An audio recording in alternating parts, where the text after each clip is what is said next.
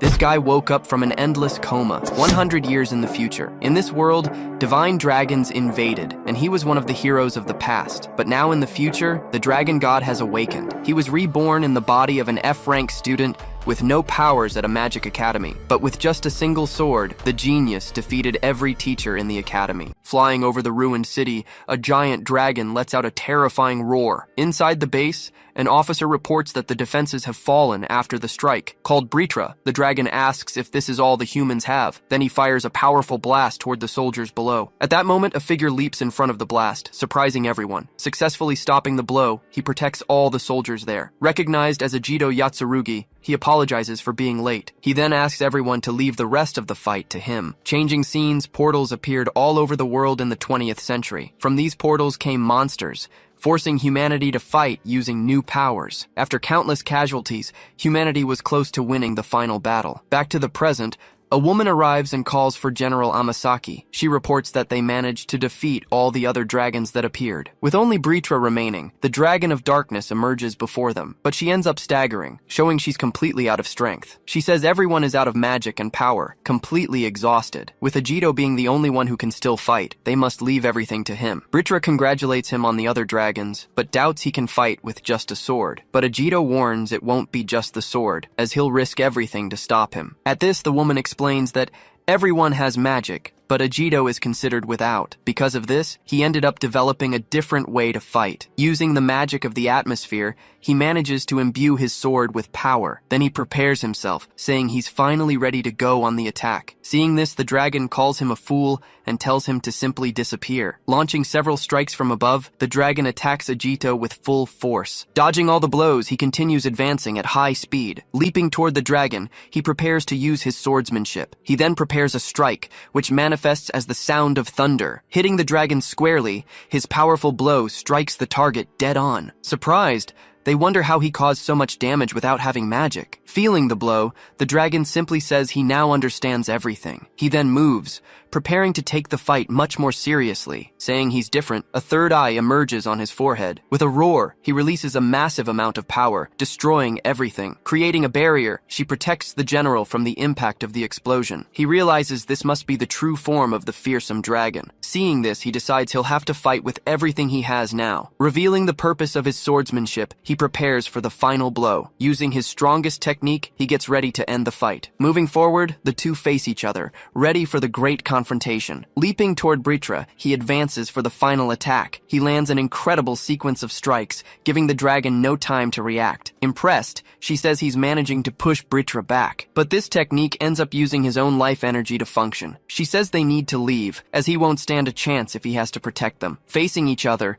the two prepare for the great final confrontation. Floating above the city, Ajido faces the dragon who now has a third eye. Calling him pathetic, the dragon notices the location of his companions. Then he prepares an enormous blast, saying all insects are the same. Seeing the blow, he realizes that if he dodges, everyone there will certainly die. With no other choice, he decides he'll try to stop the blow head on. Calling for Yuka, he turns to his companion one last time. He then apologizes and asks her to take care of everyone there. Desperate, she screams his name, already imagining what will happen. Britra then launches a powerful blast from his mouth toward them. To counter, he uses his strongest technique for the confrontation. Gathering his power, he prepares to use his strongest blow. Shouting loudly, he warns that this will be the end of the mighty dragon. He advances with everything, colliding his strike directly with the dragon's. Colliding with force, the two blows clash in the air with total power. Putting all his strength in, he screams while staring him in the eyes. Feeling the impact of the blow, the dragon roars in pain against the attack. At this, an enormous light ends up covering the entire battlefield. Even wounded,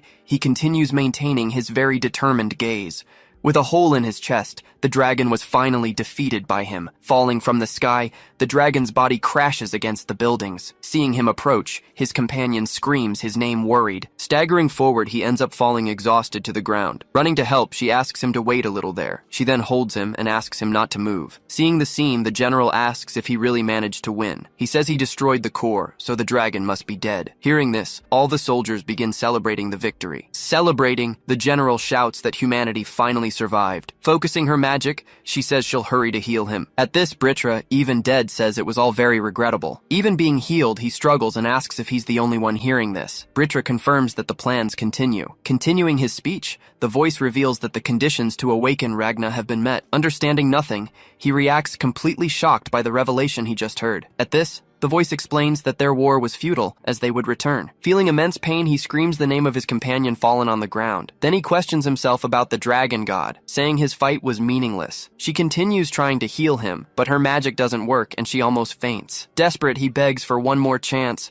shouting that he couldn't die yet. Suddenly, his companion looks astonished at what happens right in front of her. Even on the ground, he states that his battle had not yet come to an end. After that, a strange event begins to emerge coming directly from the skies. In moments, it intensifies, forming a pillar that descends at high speed. Upon touching the ground, that pillar transforms into a large magic circle. Changing scenes to a hospital, a voice reports that vital signs are normal. Next, the same voice reveals that the patient's name is Ajido Mitsurugi. Continuing to speak, the voice asks him to wait, as the doctor was already coming. Beginning to wake up, he questions what that noise was that he was hearing. Looking around the room, he wonders if he was really in a hospital. On television, a program reports that the world was saved and celebrates an anniversary. The news continues, saying they're commemorating the heroes who brought peace to the world. Astonished, he shouts upon seeing the TV reporting the 100th anniversary of the war. Saying this is impossible, he gets agitated and needs more information. Seeing his reflection, he wonders if that was really him reincarnated in the future. Completely confused, he tries to understand what was actually happening there. Suddenly, the TV broadcasts urgent news about a series of portal activations. Attentive to the news, he hears that more than 50 portals were activated today. At this, the reporter mentions the chance of the 6 dragons returning, leaving him shocked. Returning to memory, the dragon's voice warns they would return in 100 years. Even without knowing how he reincarnated, he sees this as a miraculous opportunity. Then he questions whether the awakening of the dragon god Ragna is already imminent. Warning his enemies, he says they're mistaken about their plans succeeding. With firmness, he declares he'll do the impossible to prevent Ragna's awakening. Looking at an ID, he discovers he's now a student at the Magic Academy. Through a photo, it's revealed that his parents died when he was a child. Already in uniform in his room, he gets ready, knowing he'll have to live alone now. That's when he notices the striking similarity between his old name and the new one. He then thinks about warning the Mage Guild about the dragons and Ragna. Right after, he unsheathes his sword and delivers a quick, precise strike. As a result, the can sitting on the table appears completely sliced to pieces. Looking forward, he simply announces that it's finally time to go. Switching scenes, a reporter announces a press conference from the Mage Guild. As he walks down the street on TV, the guild leader says there's no problem with the portals. He guarantees that elite mages have been sent to keep everyone safe. Observing the situation, he notes that the guild seems pretty competent. In front of the building, he says he'll act carefully to understand the enemy. Arriving at his destination, he observes the facade of the Grand Magic Academy. Right at the entrance, he considers himself lucky to have reincarnated as a student. Inside the academy, he plans to gather information and make contacts with powerful mages. After all, he knows he'll need strong allies to fight against the 6 dragons. Meanwhile, a student conjures a spell and prepares to launch a strike. He then fires his attack toward one of the training targets, but the strike hits the target, causing only a small flame on the spot. Watching the scene, an instructor praises the student's progress and encourages him. With a smile on his face, he turns to the side, observing the other students. Nearby, other students also practice their ice and lightning strikes. Seeing their level, he's disappointed and says they're all too weak. In the background, the instructor continues giving support for the students to keep training. Looking for his classroom, he wonders if he'll find strong allies at the academy. Setting that aside, he decides to focus on understanding the situation better first. When he opens the door, a voice calls him Sword Master. Inside the classroom, a group of thugs stares at him, asking if he's feeling better now. Mocking the situation, their leader says he was very worried about his absence. With a threatening look, he asks who they would have fun with without him there. While the class stays silent, the other thugs start laughing at the situation. Realizing the mistake, he decides to pretend for now that he's just Ajido Mitsurugi. Pretending to have lost his memory, he apologizes and asks who they are. Completely incredulous, the 3 react with an expression of pure rage on their faces. Going at him, the redhead grabs him forcefully by the collar of his uniform. Screaming with anger, he introduces himself as Yuki Hiba, a rank A mage. Right after, he delivers a strong blow that hits him squarely. With the impact, he's thrown hard against the classroom floor. Even on the ground, he stares back at him with a completely calm and serene expression. Calling him a failure, the thug orders him to bow before the stronger ones. Afraid, the other students whisper, hoping they won't end up like the newbie. Staring at his sword, the thug mocks him for using such an outdated weapon. With a smile, he tells him to try hard and become a hero someday. Then he approaches and shouts that he'll never be a hero like Yatsurugi. Still on the ground, he just calmly responds that he finally understood the situation. Then he asks if they were the ones who sent the old Ajito to the hospital. Standing up, he warns that he's busy and is leaving, dusting off his uniform. Before leaving, he advises the group to stop wasting time and train. Impressed by the attitude,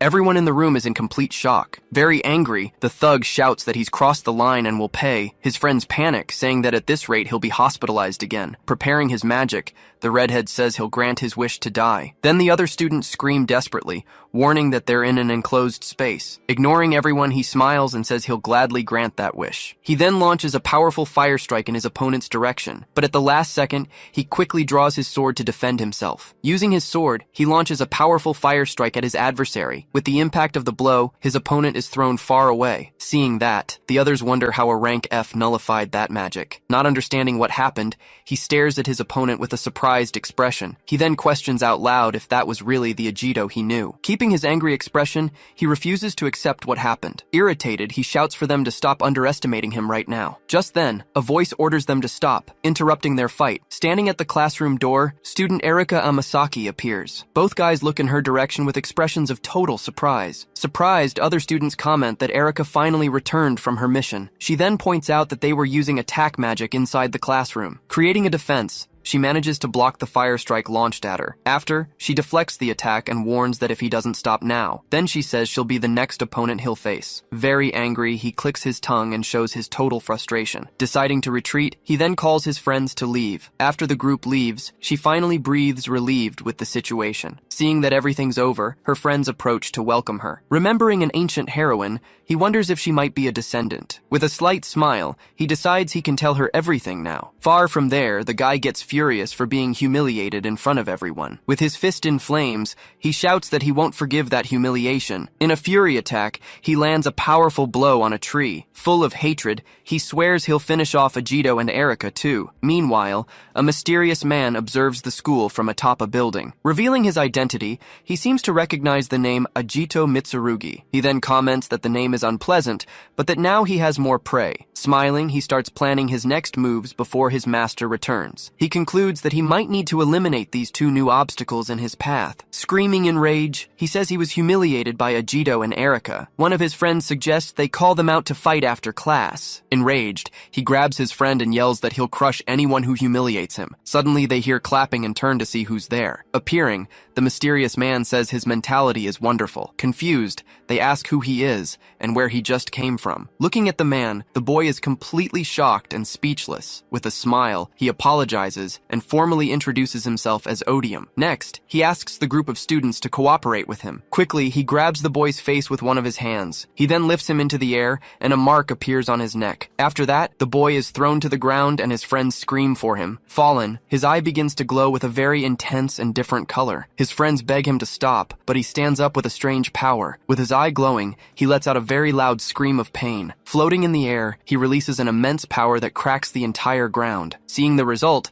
Odium says that now he's much more useful to him. Saying he now has a pawn, he warns that the game will finally begin. Changing scenes, a teacher announces a practical test inside that gate. He explains that a rank A teacher will supervise everything for their safety. Thinking about the monsters, he wonders if the students will be okay. Going to Erika, he thanks her for the help she gave him earlier. She laughs and tells him to let her know if they provoke him, because she'll handle it for him. She then says that cowards would never have the courage to face a great hero. Remembering the past, he says that heroes lived happily ever after. Seeing him smile, she asks why, but he just dodges the question and says goodbye. Getting serious, she realizes that the move Ajito used wasn't magic. She also notices that Yuki's spell hadn't actually failed before. With a surprised look, she understands that what he used was swordsmanship. She concludes that the only person capable of doing that would be him. She remembers that he is the legendary swordsman Ajito Yatsurugi. Thinking about his name, she stares at him with an expression of total distrust. She then wonders in her thoughts thoughts who he really is. Already inside the gate, a huge monster appears in front of the students. Seeing that it's an orc, they prepare for combat without knowing the weak point. Advancing quickly, the monster attacks one of the students with a powerful blow. With the force of the blow, the student is thrown hard to the ground. Preparing to attack again, the orc raises its arm against the fallen student. In an instant, Ajito appears and lands a fatal blow on the monster's back. Protecting his classmate, he defeats the creature with a single swift movement. Turning to the boy, he asks if he's okay after that attack. Impressed, the other students comment that it was incredible and very fast. Thinking about the situation, the teacher decides to look for more skilled warriors from the guild. Left alone, he feels a strange presence approaching suddenly. With a serious expression, he wonders what it is he's feeling. Suddenly, he comes across Yuki standing in the middle of the defeated monsters. Staring at his back, Ajito realizes that his colleague is covered in blood. Turning slowly, the boy calls out to him with a different look and power. With his eyes glowing, he screams in a frightening way for Ajito to die. Jumping at him, the boy attacks with a powerful fire strike. At that moment, he realizes that his colleague's magic is much stronger now. Besides the magic, his movements also seemed strange and much faster. Advancing again, he has his arm grabbed by Ajito at the last second. With a quick movement, he breaks his opponent's arm without hesitation. Even with the broken bone, the boy keeps smiling without feeling any pain. Still holding him, he continues with his completely crazed and frightening expression. Then, in a moment of clarity, the boy begs Ajito to help him. Hearing the plea for help, he's shocked as he understands the situation. In that instant, he begins to have visions of various moments from his past. With great anger, he grinds his teeth as he remembers everything that happened. Saying to leave it to him, his finger begins to emit a strong light. Touching Yuki's forehead, he makes the mark on his neck disappear. With the touch, the boy faints and is held so he doesn't fall to the ground. Screaming very loud, he orders whoever is hiding to appear right that instant. Kneeling beside the body, he hears laughter coming from the darkness nearby. Emerging from the shadows, the man says he ruined his new toy. Appearing, he introduces himself as Odium, one of the 6 dragons who will resurge. Then he creates several magic circles that completely surround the young swordsman. Smiling, he says he'll be the executioner who will end his life. From inside the circles, several fire strikes are launched in his direction. Using his sword, he deflects all the strikes launched against him. Surprised, the villain can't believe he managed to nullify all his attacks. Seeing the destruction, he understands that the 6 dragons really will return soon. With a look of rage, he warns that his plans will never come true. With a smile, he says he likes his opponent's attitude. Then he warns that he's going to play around just a little, launching several strikes. To dodge the attacks, he moves fast across the exploding ground. Advancing toward each other, they clash their blades with tremendous force. Seeing Odium, Ajito asks why he's hurting humans. He responds that it's a foolish question because it's all for fun. In a new movement, the two leap up to exchange more blows in the air. Using his sword, he defends himself from the enemy's sequence of attacks. Remembering the war, he says he always leaves an escape route. In a memory from the past, a mother and her son try to escape by running. While they run, Odium watches them from afar, waiting for the moment. He then reveals himself to them, saying he feels enormous pleasure. Hearing all of that, he just grinds his teeth with intense rage.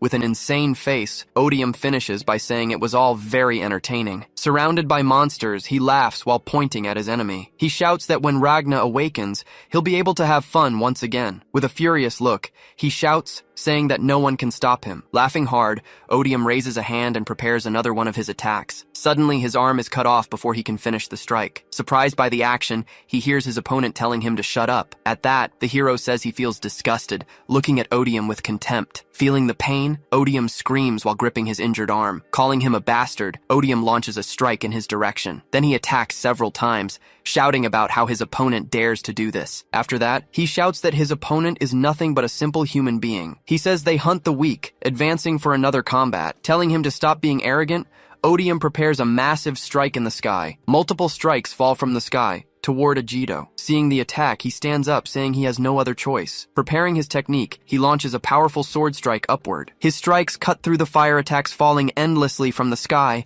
After destroying the projectiles, the technique hits Odium directly. Seeing the attack up close, Odium recognizes the technique used by his opponent. With incredible force, the attack begins to destroy the entire scenery around them. At that, a giant creature falls to the ground, completely defeated by his strike. Rising with difficulty, Odium says he's seen that horrible technique before. He then shouts the name of the swordmaster, who was Ajito Yatsurugi. Confused, Odium asks if the hero reincarnated, since he thought he was dead. He simply responds that there's no reason to tell, since Odium is going to die. Hearing the threat, Odium grinds his teeth and starts to laugh softly. Gradually, his soft laughter transforms into a great mocking guffaw. Placing his hand on his face, Odium laughs desperately at the whole situation. He says it's a shame that Ajito managed to reincarnate in the end, because now he'll be killed once again by Odium's hands. Screaming loudly, Odium begins to undergo a massive power transformation. Seeing that, the hero is surprised by what's happening. His face begins to contort and change during the transformation. Odium says that Ragna's awakening is getting closer and closer now. With his hand transforming, he says they've gained new powers. Then he slams his hand on the ground, breaking everything with his new strength. Looking at the shadow,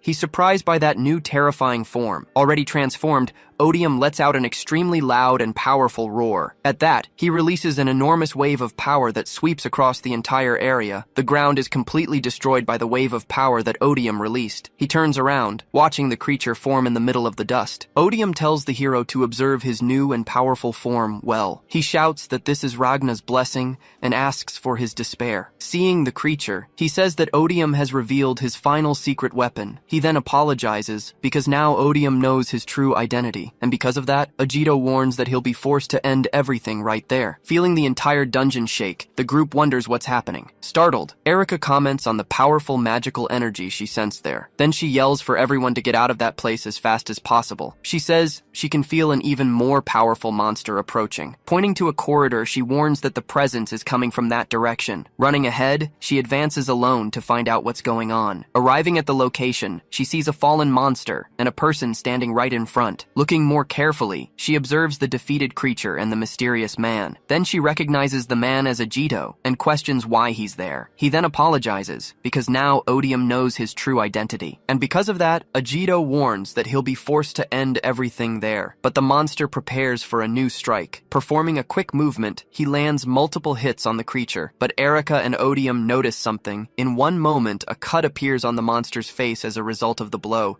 and suddenly several cuts strike the monster's body head-on.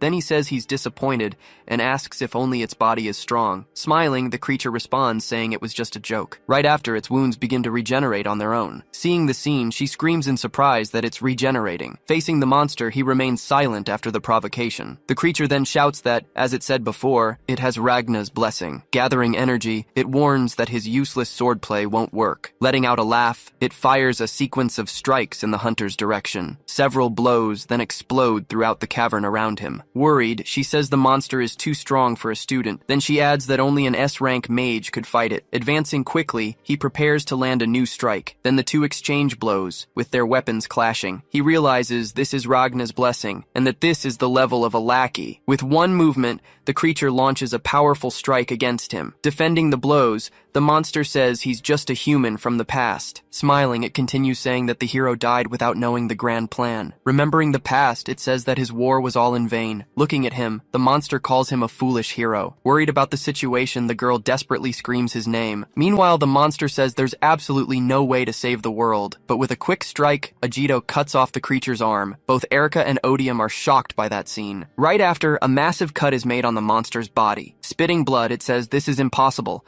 because the wound is too deep. Complaining about the pain, it says its regeneration can't heal the wound. Taking a step forward, he approaches the creature that's fallen on the ground. Then he tells the monster that it's completely right. Then he continues, saying that he really isn't a great hero. He explains that many died, and the peace they achieved didn't last long. But gripping his weapon, he warns that he won't let this repeat. Thinking of his friends, he says he'll do this for his companions and descendants. Screaming loudly, he promises that this time, he'll truly save the world. With great rage, the monster tells him to shut up immediately. Then the creature jumps and advances toward him with a powerful strike, but he grabs the monster's head and slams it hard into the ground. In disbelief, the creature repeats several times that this is impossible. Then it screams that the hunter is an excuse of a hero who should be dead. Beginning to transform, the monster's body starts to grow and crack. With a war cry, it warns that it refuses to lose to him. Using one of his techniques, he manages to land a direct hit on the creature. Revealing the name of the technique, he calls it Moon Piercer. With the impact of the blow,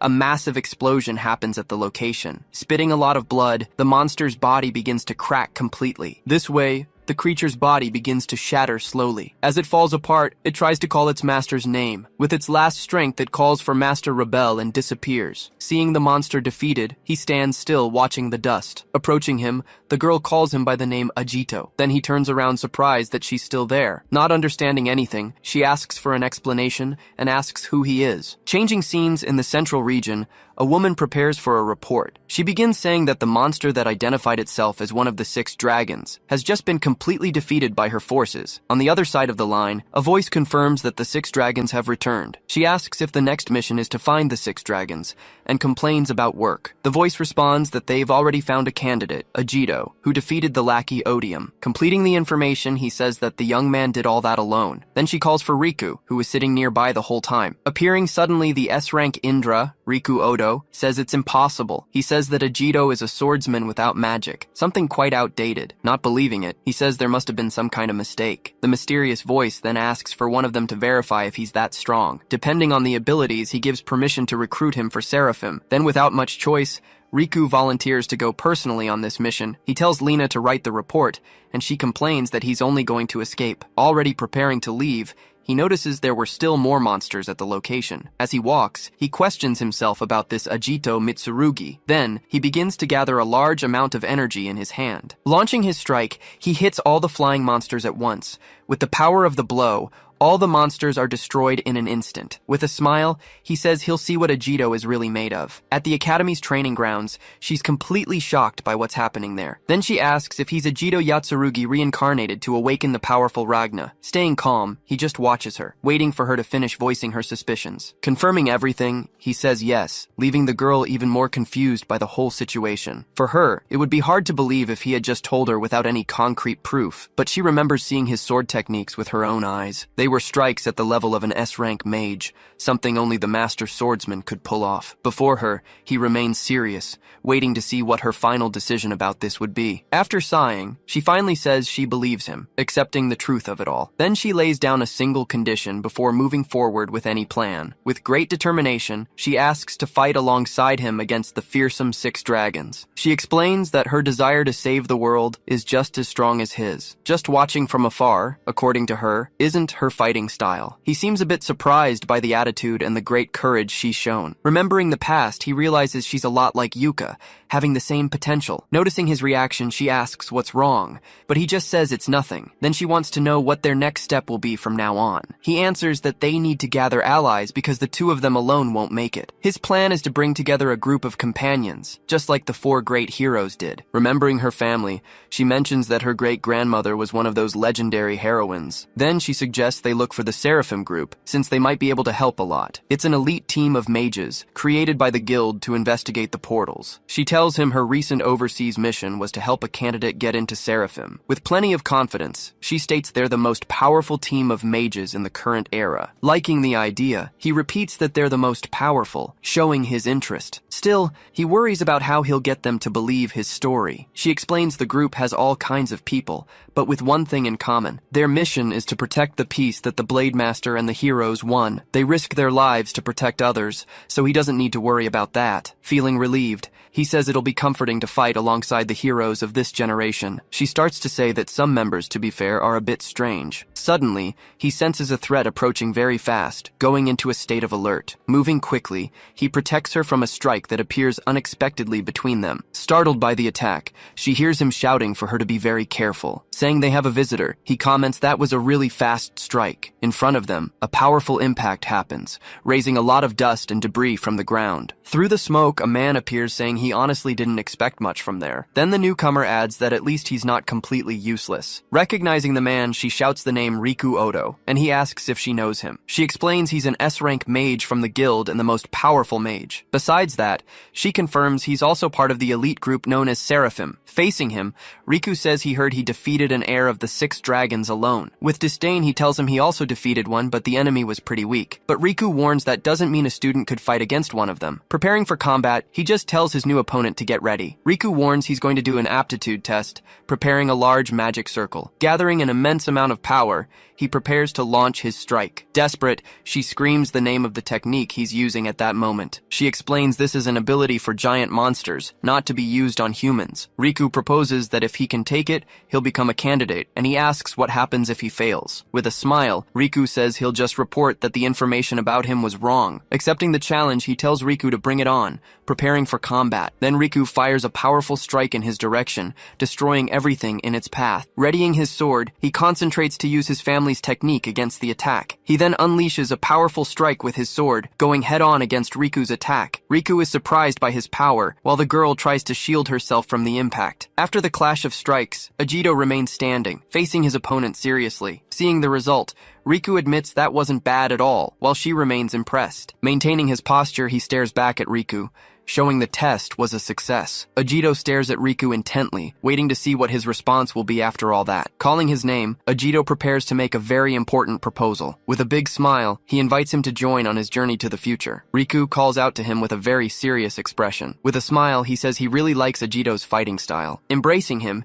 he reveals that he came to recruit him and praises his impressive defense. Responding calmly, he says the attack wasn't used at full strength. Faced with the response, Riku is left completely without any reaction. Next, he says that at full strength, the place would have been destroyed. Finishing his thought, he states that mages of that level are hard to find. After the analysis, his expression changes to a smile of genuine surprise. Then he changes his mind and offers a spot on the elite team Seraphim. Accepting the proposal, he asks if Erika can also join them. At this, he turns to the girl and asks if she's already a candidate. Bluntly, he interrupts the conversation, saying she can't join. Showing the mission report, he justifies his negative decision to the girl. Continuing the explanation, he says she doesn't have as much magical power as he does. Finally, he says she doesn't have special abilities like the boys' swordsmanship. He states that she is completely inferior to them, with no chance of joining. Making it clear to the girl, he says she's not good enough for Seraphim. Then he asks if she doesn't already know this better than anyone. Without responding, she just stares at him with a very serious expression on her face. Remembering her fights, she recalls how she couldn't help at all. She then admits that she's still not strong enough to join the team. Taking the lead, he approaches and asks if the other is sure about that. Caught by surprise, the blonde doesn't understand and asks what he means. With a smile, he assures that Erika has potential she can't even imagine. He also states that her power will be indispensable to them in the near future. Still suspicious, he says he doesn't know what he's talking about, but finds it bold. Mocking the situation, he guarantees he can do anything she does by himself. Disagreeing right away, he says that not even he can do what she does. He finishes by saying that in her special abilities,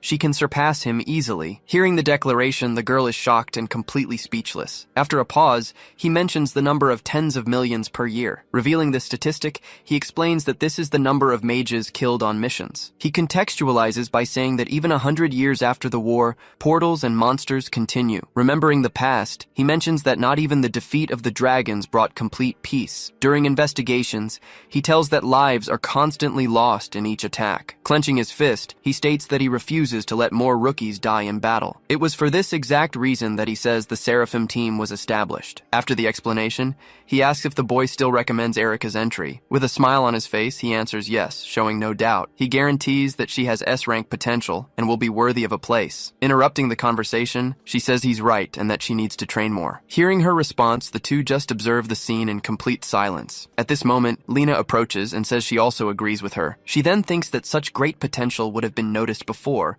and states that it would be something perceptible from the beginning. Surprised by the arrival, she calls out the name of the newcomer, who is named Lena. Asking if he knows her, the blonde hears that they've met before. At this, the two continue staring at each other in silence, creating a tense atmosphere in the air. He realizes that she is another powerful member of the elite team called Seraphim. Proposing a challenge, she says that if he insists, the four of them can go on a mission. Refusing the proposal, he says no, as it would be a big hassle for him. Agreeing with his friend, he says there's no need at all for them to do that. With a smile, he then suggests settling everything with a 2-on-2 duel. After the proposal, the four stare at each other, with very serious expressions on their faces. Seeing his confidence, she says he seems to be underestimating their duo. She continues saying that fighting and protecting a burden won't be easy for them at all. Smiling with confidence, he states that he knows very well how strong the two of them are. Changing her mind, she suggests they use the guild's training hall. She then explains that the place can suffer damage when S ranks fight seriously. Agreeing with the idea, he says it's perfect and he doesn't mind the format. With an excited smile, he says he really wants to fight for real against Ajito. Saying he won't hold back, he hears the other agree enthusiastically with the challenge. While she calls to him worried, he just asks her not to worry about it. He then continues and says she's much stronger than she imagines herself to be. Turning to her, he asks if she'll trust him and fight by his side. Surprised by the confidence, she responds yes and accepts the challenge he proposed. Hearing the response, he just gives a slight confident smile to the opponents. Wielding her weapon, she says she'll show everything she can do now. With a satisfied smile, he tells the others that they heard what she said. Facing the two, he begins to say that he and Erica are ready to fight and declares they'll defeat the two S ranks in combat. At the Moga Guild headquarters, the challenger's confirmation is finally announced to everyone. On one side of the arena, Rank F Ajito and Rank A Erica are introduced. Facing the duo are the powerful S ranks Riku Odo and Lina Toma. As the group watches, a notice says the duel begins as soon as the barrier is activated. Talking among themselves, they wonder who Ajito Mitsurugi is besides the young woman from the Yamasaki family. At that, another group member questions if this duel will last more than a few seconds. Sitting at his desk, Mr. Jinguji responds that they will see the result for themselves. Focusing his attention on the screen, Ajito Mitsurugi's name appears prominently. Remembering the past, he recalls that Ajito defeated one of the 6 dragons' assistants alone. With a serious look, he says that now they will see what the challengers can do. Seeing the barrier activate, Ajito comments on its power and asks if it's sustained by machines. Erica then confirms, explaining that nowadays things are done that way. Coming from behind, Lina says that Yuka, who fought in the past, used a stronger shield. She adds that without a shield of that level, machine barriers are adequate. Concluding the thought, he says that a mage with a shield like Yuka's would be a strong ally. Turning to him, Lina questions him about what he just said. Interrupting the conversation, Riku says that's enough idle talk and tells her to stop interrupting him. Then he faces his opponents, saying they'll see what she can do when they start. Ajito responds that they're going to be impressed, while the countdown to the duel's start continues. As soon as the countdown ends, the 4 leap to start combat in the middle of the arena. Immediately, Riku already begins preparing a massive strike with his right hand. Watching from afar, the group of men is impressed by the power being released. At that, a powerful strike is launched directly against the challenger duo. Observing everything from his room, Mr. Jinguji says the fight has finally begun. Moving in front of Erica, Ajito tells her to leave the attack to him. He then unleashes a sequence of rapid strikes to intercept the incoming attack. His strikes collide with the opponents, creating a great power struggle. The men are shocked, saying he blocked the attack with a sword they've never seen. Prepared for the next move, Ajito faces his opponent from the other side of the arena. Riku then advances and lands a hit on Ajito, saying that wasn't bad at all. Attacking with a strike, Riku says he created a sword from lightning. Full of himself, he says that as an S-rank mage, he can manifest any attack he wants. At that, he fires several strikes, but Ajito manages to defend against all of them in the air. Landing on the ground, he prepares for the next confrontation, keeping his stance firm. While Riku advances, Lina prepares an attack to support her partner. She then launches her own attack, making Riku complain that the opponent was his. Seeing the attacks, Ajito comments that with 2 talented mages, Seraphim is the best. After speaking, he drives his sword into the ground, preparing for a counterattack. Releasing his power, a massive strike advances and destroys all the incoming projectiles. The impact of his strike completely breaks the attack that was launched against him. With an alert sounding, Mr. Jinguji orders them to increase the barrier's durability. Worried, he shouts to increase it to level 3, receiving confirmation immediately. The information said that the level 6 barrier was broken too easily by them. Observing the result, he wonders how they never noticed such a talented student before. Running across the battlefield, he says that Lina's strike wasn't bad at all. Preparing her attack, Lina says that line was actually hers. He then warns her that if she gets distracted, her partner will be in danger. At that, Ajito shouts Erica's name, seeing the opponent approaching her from above. Admitting his strength, Riku says that now his focus is on his true opponent. He then says that now it's her turn to convince him she has what it takes. Erica faces the challenge, preparing for the attack coming in her direction. Leaping toward her, he delivers a powerful strike from top to bottom. Making a sign with her hand, she begins reciting the words of an incantation. She then raises a barrier, saying that protection will ward off all destruction. In the observation room, one of the men stands up shocked, questioning what he saw. Mr. Jinguji is also surprised,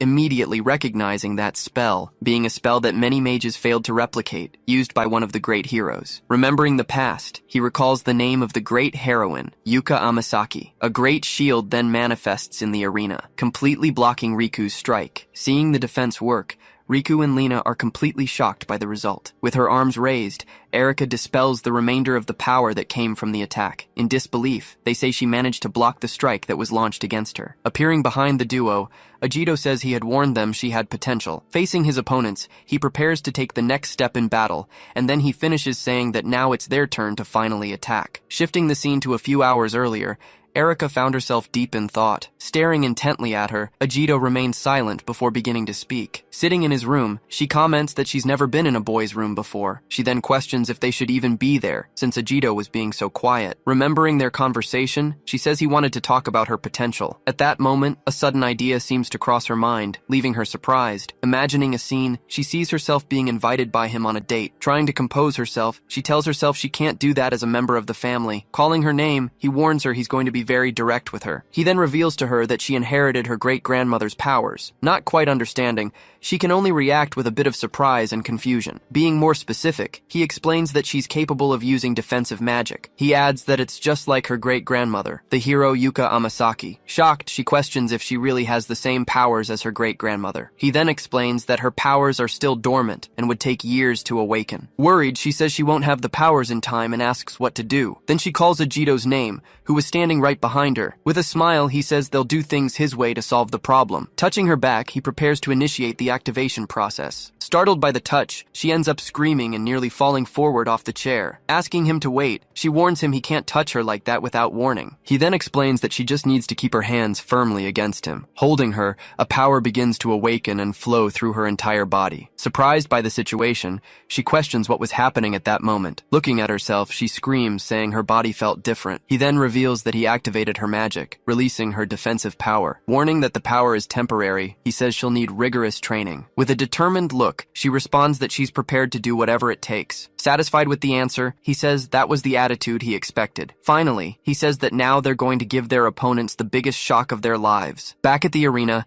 Erika faces her opponents after dissipating the rest of the power. With shocked expressions, Riku and Lina look at the girl on the other side of the arena. In disbelief, the men shout that she managed to block the powerful strike launched by Riku. Turning to Mr. Jinguji, one of them asks how that could be possible. Remembering the past, he says that Erika was a candidate without much distinction among the others. He then wonders how Ajito recognized the potential hidden inside the girl. With attention turned to the boy, he asks himself who in the world is Ajito Mitsurugi. Saying they saw what Erika can do, Ajito prepares for his turn. He then warns that now it's his turn to attack and prepares his strike. Launching his attack, he advances against the duo with a powerful assault of strikes. Riku says he combined lightning with a sword strike, finding it not bad. Lina says it's not time to be impressed and launches her own attack against them. In front of Ajito, Erika uses her magic and creates a protection against the strikes. Lina is surprised she blocked it, but notes that the defensive spell is low level. Seeing the situation, Riku prepares a new strike with both hands raised. Launching a double strike, he attacks with all his force. Then he asks if she can really do that. With confidence, she responds that of course she can. Creating a barrier, she prepares to defend against the strike. At that moment, the attack is reflected and heads back toward the opponent. Surprisingly, he manages to hold his own strike with one hand. Impressed, he says it's interesting that she doesn't just block attacks. Showing great confidence, she convinces herself that she can win. In another scene, a girl conjures a barrier against an opponent. Then he explains that she shouldn't just block, but deflect the strikes. Realizing a chance, she believes she can finally win this fight. Back to the other fight, the two exchange strikes fiercely. Afterward, he turns to the side and asks what he thought of Erika. Laughing, the opponent admits she got pretty strong. Determined to advance, he says he's going to get more serious now. Being lifted into the air, the two float without control. Launching two small projectiles, he attacks from top to bottom. He wonders if that's a non-damaging supplementary magic. Dragging his weapon, he deduces that the opponent has a plan. Then he shouts for Lina to advance, but she tells him not to give orders. Bringing her hands together, she begins to conjure a new technique. At that moment, moment, an ice prison forms and traps the two on the ground. Understanding the strategy, he says that's what she wanted. She confirms, saying she wanted to see who between them was the strongest. Then she proposes that the duos face each other in one-on-one fights. He admits that Erika really got stronger, but adds that the two of them have much more experience than they do. With power in hand, he prepares for a new attack and shouts that potential doesn't beat S rank, applying to both of them. In response, he says he doesn't think they have less experience. He continues his statement, saying that he and Erika will defeat them both. Screaming, she charges forward with her weapon in hand to attack. Striking back, she launches several blows while the other dodges. To protect herself, she conjures a barrier against the incoming attacks. At that moment, the girl prepares a new strike, raising her hand. Caught off guard, she sees the massive blow coming. Reacting quickly, she manages to block the strike with her own technique. Seeing the block, the girl prepares herself and enchants her own weapon. Advancing rapidly, she charges forward with her strengthened weapon. Noticing the strategy, she realizes that weak strikes are being blocked, and adds that she fights like a magic swordsman. Rushing forward, she says her opponent is annoying, but leaping overhead, she attacks with a downward strike. After blocking, she says her opponent needs more training. Then, she prepares a strike that travels along the ground. To defend herself, she conjures a large shield against the attack. The shield completely protects her from the attack advancing along the ground. Admitting her opponent is strong, she acknowledges the power of an S rank. Then she says the girl should give up due to lack of training. At that, she asks why she was challenged even knowing all this. Maintaining silence, she faces her opponent with a determined expression. She responds saying she had completely given up on herself. Continuing, she says even while training she felt she couldn't change anything. Her opponent just watches, listening carefully to what she has to say. Remembering the past, she saw someone fight alone for the world's future. She says she's still not strong, but wants to protect everyone like he did. With great determination, she shouts that she'll keep trying without giving up. Her opponent then asks if she thinks she can change the future. Floating in the air, she says the girl is just deluding herself. She prepares to receive the next blow coming from above. Unable to move, she realizes her body is paralyzed. She says that to move forward, one must first fix the past. Saying she won't let her pass, she prepares a new attack. Launching a powerful blow, she attacks with everything she has. Then the strike advances at high speed toward her opponent. With no other choice, she prepares to use her own technique. Quickly, she conjures a barrier to protect herself from what's coming. Using her defense, she completely blocks the attack that hits her. With the block, her opponent is surprised by what she just saw. At that, she realizes her attack is being reflected inside the barrier. Seizing the chance, she shouts that she finally caught her opponent. From afar,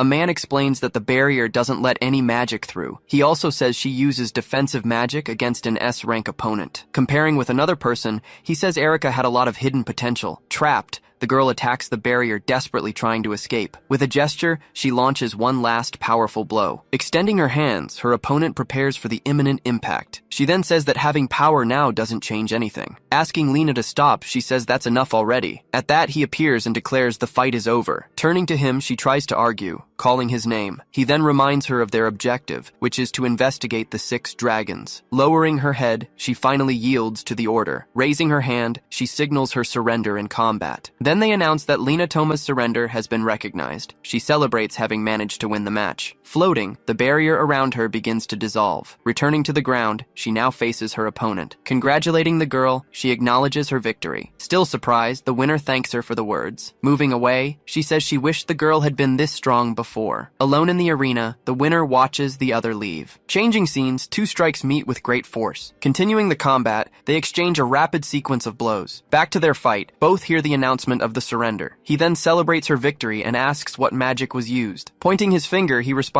it was just the right guidance. He finds the answer interesting but warns it would be bad if both lost. Preparing himself, he warns that now things are going to get serious. With a confident smile, he just tells the other to come at him. Jinguji shouts no, trying to stop the fight. Asking Riku to stop, he asks if the intention is to destroy headquarters. Smiling, he seems to agree the combat has finally reached its end, but his opponent disagrees and shouts that he can't just quit now. Completely ignoring the calls, he begins to release more of his power. With a shout, he releases a large wave of power around him. Revealing his power, he demands his opponent show his too. He then prepares a massive blow, asking the other not to hold back. Concentrating the attack, he prepares to launch it against his rival. Then a powerful blow is fired fired in his opponent's direction. Watching the blow, he says he didn't know Riku was this strong. Grabbing an item, he warns he'll also have to fight seriously to block. He then says he'll strike back using the purpose of his swordsmanship. Maintaining pressure, his opponent continues channeling the enormous blow. Meanwhile, an alert warns that the protective barrier was nearly destroyed. Shouting that he's a fool, the old man watches the blow hit the ground. He then taunts Ajito, asking if that's all he can do. Believing he's won, he says that's it then. Suddenly, a small light emerges in the middle of his blow. Surprised, he notices something strange coming from his attack. Preparing himself, his opponent prepares a powerful counterattack. With his blow, he manages to completely nullify his rival's attack. Seeing the scene, the old man and the others are completely shocked. He then shouts that his blow disappeared without a trace. The old man refuses to believe it, saying that was impossible. Saying, "Here he goes," the guy prepares to advance. Launching himself upward,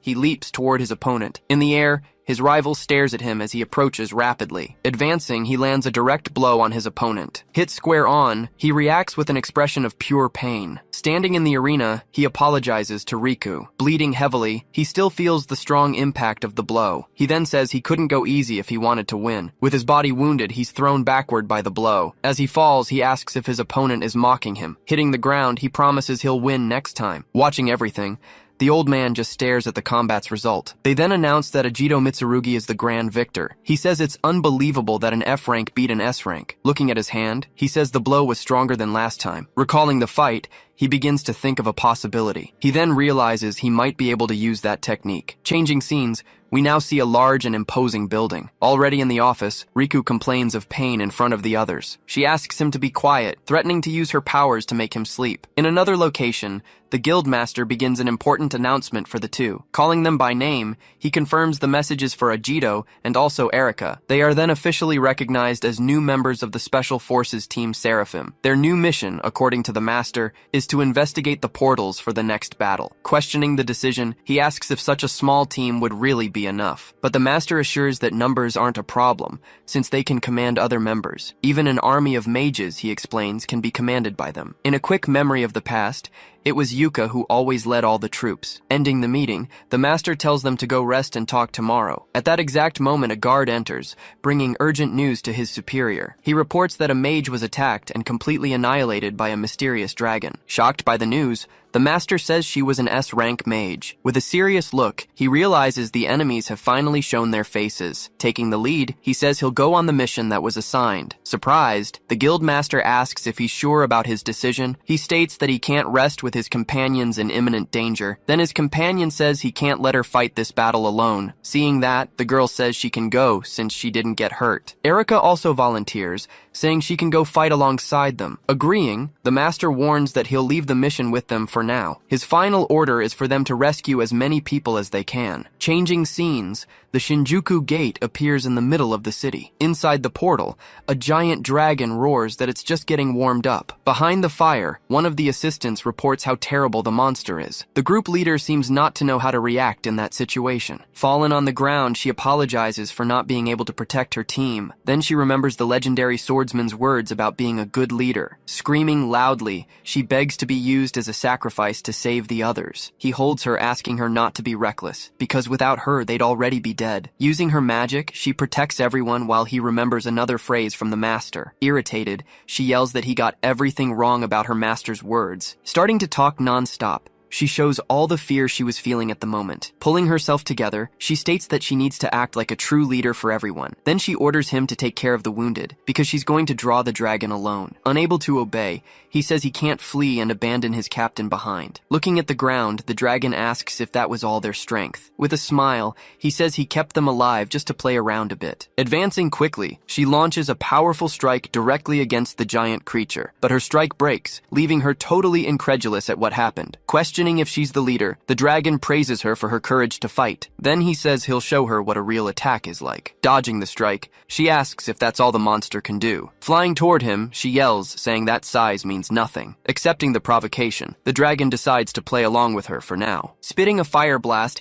the creature attacks with full force in her direction. Worried, she says there are many wounded men on the battlefield around them. Then she realizes that their retreat will take time and put everyone in danger. Even if it costs a lot of magic, she decides she needs to try another strategy. Moving away, she reappears in another place, and the dragon finds her again. Taking a deep breath, she prepares for the next step of her grand plan. Remembering the master's words, she focuses her power for the final strike. A large portal then opens, and the dragon looks up in surprise. Seeing that, the creature is totally shocked by what was happening there. He asks if she opened an imaginary space to try to trap him. With a smile, she says that even mages like her have a way to win. Being pulled in, the dragon yells that he can't be defeated by a brat. Celebrating, she yells to everyone that she managed to accomplish her great feat. Tired, she lands on the ground, while her companion shouts for his captain. Seeing them there, she scolds them, saying they were supposed to have retreated. Asking about the dragon, he hears that she bet everything, and fortunately it worked. Her companions then praise her, leaving her very happy with the result. Thinking for a moment, she remembers a very important question about the dragon. Then she realizes he's one of the 6 dragons that tormented humanity. Dismissing the idea, she remembers that the master defeated that dragon 100 years ago. With a worried look, her partner starts to ask her a question. He then asks if the guild reinforcements have already arrived to help. Suddenly, a new enemy prepares a powerful strike in everyone's direction. Launching the attack, he hits the group dead on, throwing them far away. Sliding across the ground, she tries to stop her body after receiving the blow. Fallen everywhere, her companions are unconscious after the surprise attack. Looking at the enemy, she says that's impossible to have happened. With a smile, he says she can't pretend that he lost. Fallen on the ground, she finally realizes she already knows who he is. Stepping on her, he says if she knows him, he doesn't need to explain. He then asks where the master swordsman, Ajito Yatsurugi, is, revealing what he heard. Shocked by the news, she can't believe the master reincarnated. Threatening the girl, he says he'll spare her life if she tells everything. But she responds that unfortunately, she doesn't know absolutely anything about that matter. Even if she knew, she yells, saying she would never tell him anything. Irritated, he tells her to stop acting proud and obey orders. Being pressured, she quotes a famous phrase from the master about defeating evil. Hearing that, he decides he'll wait for the swordsman if he really shows up. Next, he lands a strong blow to show he's not playing around. Believing she's hiding something, he decides to change tactics to make her talk. Then, he prepares a new strike, giving the girl one last chance. Screaming with all her strength, she says she'll never tell, even if she dies.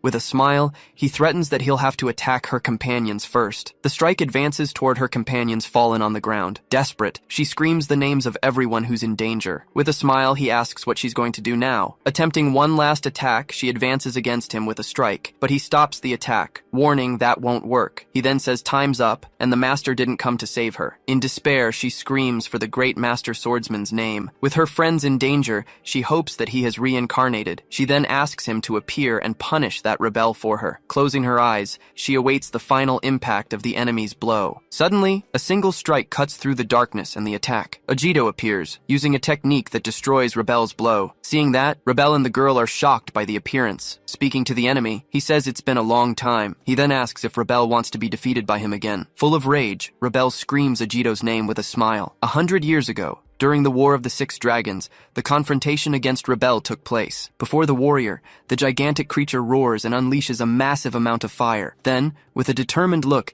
he shouts to Rebel that it was over. He prepares a sword strike, a special technique from his own swordsmanship. Advancing quickly, his precise strike finally hits the red creature's neck. After receiving the blow, the enormous dragon's head begins to fall slowly. Even defeated, he swears he'll never forget this humiliation, and that he'll kill him. Back to the present, 2 young men now face each other in a large courtyard. Warning the girl on the ground, he tells her to stay quiet. At this moment, he prepares to use another technique from his swordsmanship against the dragon. Without hesitation, he advances on him, delivering a blow with his powerful sword. His strike causes a massive explosion at the point of impact. She then recognizes the blow as the special attack that uses 6 elements together. Maintaining his posture, he continues to stare at the result of his devastating attack. She finally realizes she's before the legendary swordsman she's heard so much about. Recognizing the guy from behind, she wonders if he's Ajito Yatsurugi. At that moment, another man appears and says there's no mistaking that technique. The girl then shouts that they've finally met again after so long. With a furious look, he screams Ajito Yatsurugi's name with great hatred. Screaming that he'll kill everyone,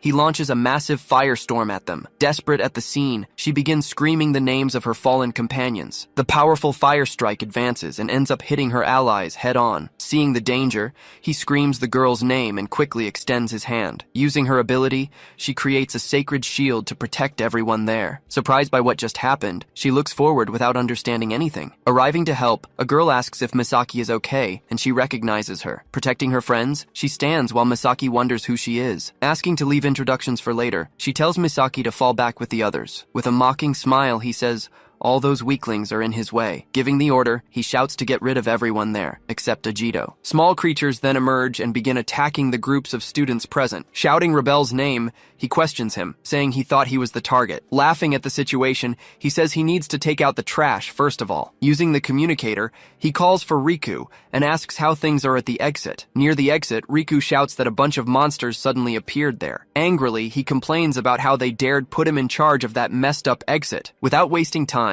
he grabs one of the creatures attacking him by the neck. Then he unleashes a powerful blow, destroying all the monsters around him. He tells Ajito to leave the cleanup to him and get the team out of there. Passing the message, he asks Erika and Lena to evacuate the wounded from the location. Thoughtful, she says she doesn't like the idea of him facing a dragon alone right now. At that moment, the remaining creatures begin to quickly surround the two girls, but with a determined look, she says they don't seem to have another choice. Suddenly, enormous crystals form, trapping all the remaining creatures right there on the spot. Worried about him, she asks if he's sure he'll be okay alone. Ignoring the conversation, the enemy launches a strike with several fire rays in his direction, but he simply stops the blows, which explode as they approach his body. Saying he's fine, he asks her to just believe in him and his words. After a moment of silence, she finally agrees and decides to leave the location with everyone. Then the whole group starts running as far as they can from the battle. A bit shy, one of the girls calls out to the master swordsman who stayed behind.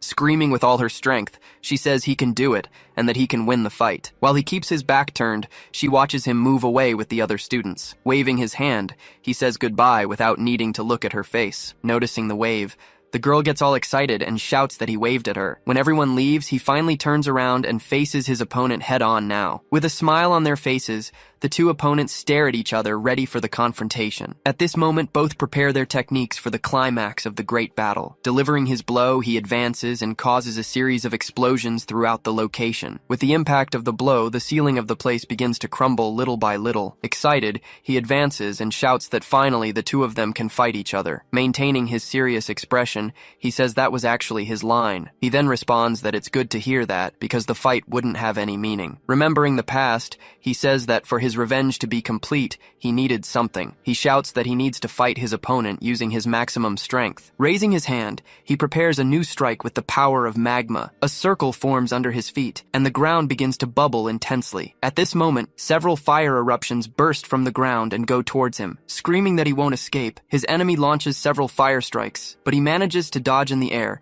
deflecting all the blows with his sword. Still in the air, he continues to deflect the blows that follow him relentlessly. His enemy realizes he's different from the rebel he knew in the past. Landing on the ground, he says that Ragna's blessing is quite troublesome. The blows he deflected come together and cause a massive explosion at the location. Even with the explosion, his opponent continues staring at him without showing any reaction. Then he prepares his final blow and asks if that was all he had. Preparing his final strike, he concentrates for the last attack of the battle. Seeing the preparation, his opponent stares at him with a look of pure surprise. Using his swordsmanship, he launches a powerful strike with all the elements combined. Hitting the enemy head-on, his blow drags him backward with difficulty. With great difficulty, he says that force was simply too overwhelming for him. In response, he raises his hand and creates a new weapon to counterattack. During the exchange, the two trade an incredible sequence of strikes throughout the hall. Being pushed backward, he gets irritated and prepares a new attack technique. Then, he launches several spherical strikes that scatter across the entire floor. Exploding in sequence, the spherical strikes cause a series of strong impacts. Shouting for him to take that, he prepares another even more powerful strike. Then the ground in front of him begins to tremble before erupting, resulting in a gigantic explosion. Everything in the area is destroyed by the impact. After the attack, he stands there panting amid all the destruction. Rebel was stronger than in the past and should have been the strongest, however. A large burst of light emerges from the middle of all the battle smoke. The power of Master Swordsman Ajito Yatsurugi was far greater than his. He then names his technique, the powerful and legendary Red Lotus Blade. Its power was far beyond Rebel's, hitting him squarely. Screaming in pain, he wonders how he can be taking fire damage now. Furious with the situation, he advances and begins trading blows with the swordsman. Shouting that he reincarnated, he tells his opponent not to underestimate him. He leaps and delivers a strong X-shaped strike in his direction. Shouting that this is the end, he prepares one last and powerful final strike. With his hand raised, he also prepares for what's coming next. Surprised by the scene, his opponent stares at him without understanding what's happening. A massive circle appears, and a great strike falls upon the swordsman. In the distance, Riku begins shouting, asking how he dares do this, and that he shouldn't have hurt his companions. The force of the blow is so strong that it ends up pushing Rebel far away. With a look of pure hatred, he prepares to attack Riku. Shouting how he dares, he launches a powerful strike in Riku's direction. Surprised by the speed, the boy realizes he won't be able to dodge the blow. At that moment, the swordsman appears and blocks the strike before it hits him. Telling him not to get distracted, he warns that his real opponent is him. With great anger, he then shouts Ajito's name very loudly. Flying at him, he delivers a new and powerful strike from top to bottom. Preparing for the clash, the two advance against each other in the Great Hall. His ice strike hits squarely, making his opponent scream in great pain. Shouting that he's a bastard, his face begins to freeze from the blow. Using his technique, he freezes him completely inside a pillar of ice. Seeing his defeated enemy, he asks if the Sakagami unit is alright. Saying that everyone escaped, he thanks him for being saved at the last second. Looking at the ice pillar, he asks if he's really one of the 6 dragons. With a serious look, he simply confirms that yes, he's absolutely certain. He explains that this is Rebel, the red dragon defeated 100 years ago. Surprised, he asks if it's the same one that Master Swordsman Ajito defeated. Saying it's surprising, he says he has something more important to ask now. He then asks if he heard Rebel call him Ajito Yatsurugi a while ago. Trying to change the subject,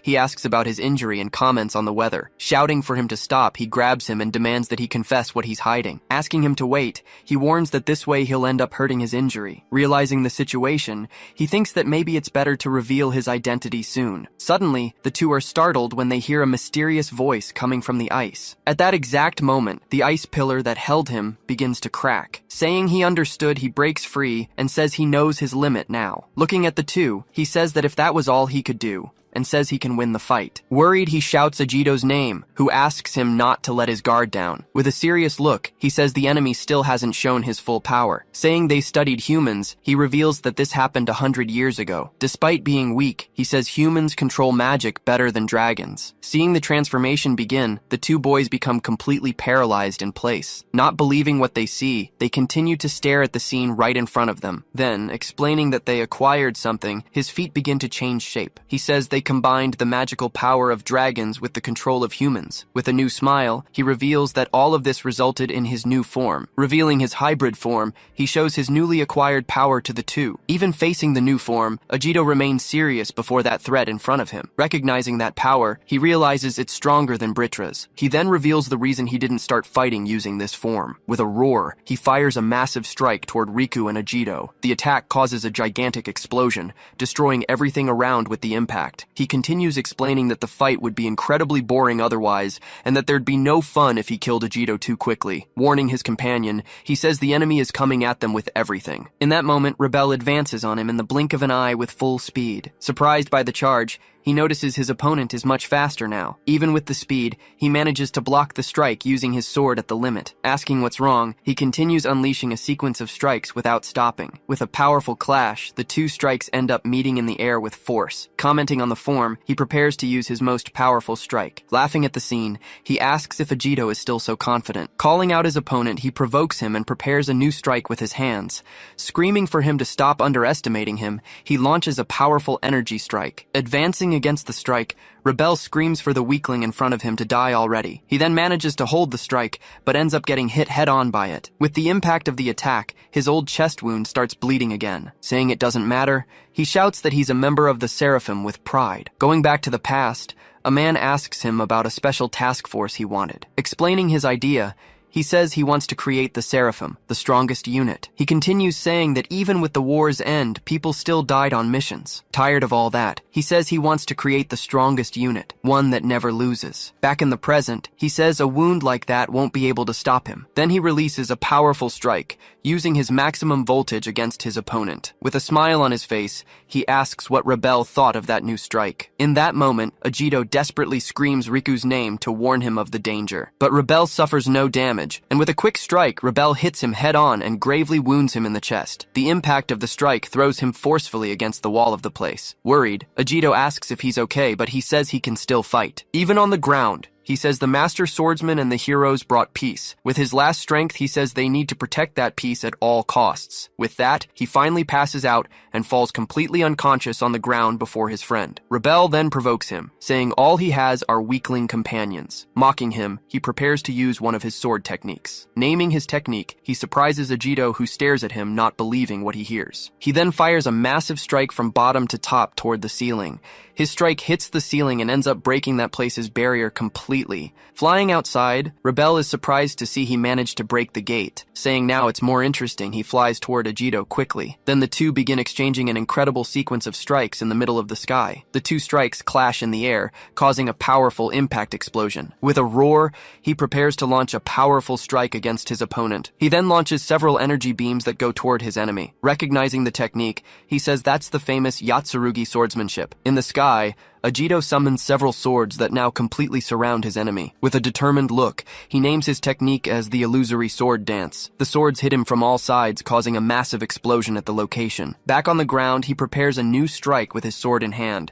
With a quick movement, he delivers a powerful cutting strike in his direction. After the strike, he continues staring at his opponent with a very serious look. Saying the strike is strong, he admits it works well against the weaker ones, but he finishes the sentence saying that won't work against him at all. The two then prepare for the next great confrontation in the middle of the sky. He then prepares to use his own macabre dance against his great opponent. Advancing, he launches a sequence of several fire strikes toward Ajito. Feeling the impact of the strike, he can't avoid expressing his pain. Screaming for him to take that, Rebel launches a powerful strike. The strike hits Ajito with force, thrown far away. Ajito falls to the ground hard. Panting, he realizes his last strike wasn't enough to defeat him. With a victorious smile, he shouts to Ajito that the battle had finally ended. He then begins gathering an enormous amount of energy in a magic circle. With a look of contempt, he states that at that moment he's much stronger. Using his technique, he fires a gigantic energy strike against his opponent. The powerful strike descends from the skies at high speed and hits the ground. Then the attack causes a gigantic explosion, which destroys everything around it. Giving a loud laugh, he shouts victoriously, saying he had finally achieved that. Looking at the explosion, he celebrates for finally defeating that bastard Ajito. Thinking about the future, he says he can now become even stronger. With an ambitious look, he shouts he'll finally be able to rule that entire planet. Suddenly, a massive energy explosion emerges, catching Rebel totally by surprise. Screaming it's impossible, he wonders how his opponent survived that strike. From within the light, Ajito emerges, saying he's been thinking about this for 100 years. He then reveals he was thinking about how to further improve his final technique. Believing he can do this in this body, he faces Rebel, who screams his name. Enveloped by a powerful energy, he prepares for the purpose of his swordsmanship. He then reveals the name of the technique, his true final dawn. The scene shifts. A girl calls out for Shiori in the forest, telling her they should go home. Camera in hand, she shouts firmly that she's not going anywhere. She says she hasn't found the golden hammer snake yet and won't return without a scoop. Suddenly, a strong gust of wind rushes past them both, startling them on the spot. They hear a noise and wonder if it's the snake coming their way. Running toward the sound, she shouts that she's going to catch the golden snake. With a determined smile on her face, she yells excitedly that she finally got it. Looking up at the sky, she sees two figures battling and doesn't understand what's happening. The journalist Shiori Iri, 25 years old, stares at the scene completely shocked. Using the camera's zoom,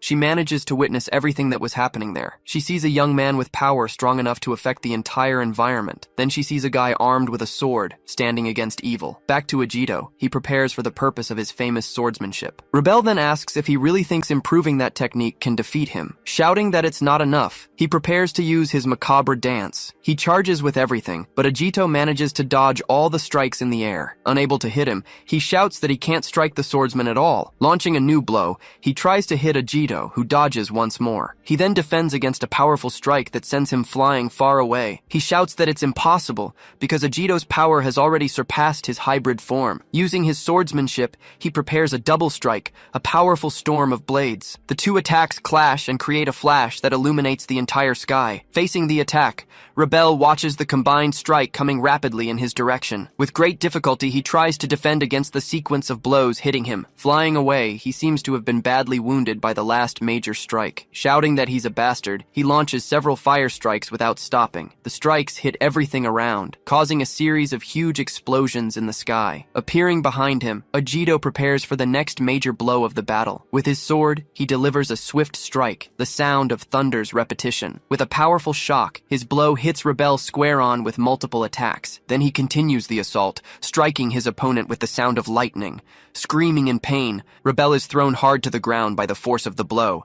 After finishing the attack, he begins to descend slowly toward the ground. He realizes his body has no magic, which makes his strike stronger. In other words, he says that in a body without magic, he has incomparable potential. Readying his sword, he says the answer to all his power lies there. With a determined look, he prepares to show the result of his evolution. He then unleashes his supreme blade, which can even kill a dragon. Hit square on by the blow, Rebel screams in pain from the blade's impact. As he's consumed by the power, he screams in rage at not accepting defeat. With a furious shout, he releases a final and desperate explosion of power. Screaming very loud, he says he won't accept that defeat at all. He continues saying that in his hybrid form, he couldn't possibly. He finishes the sentence saying it was impossible to lose as he fills himself with power. Shouting that he won't lose, he uses his final strike, the powerful howl of Rebel. With a roar, he fires the gigantic energy blast in his opponent's direction. Saying he won't make the same mistake again, he readies himself with his sword. He then says he'll use that power to save the world once and for all. With a determined look, he prepares to end that battle once and for all. Preparing for the final confrontation,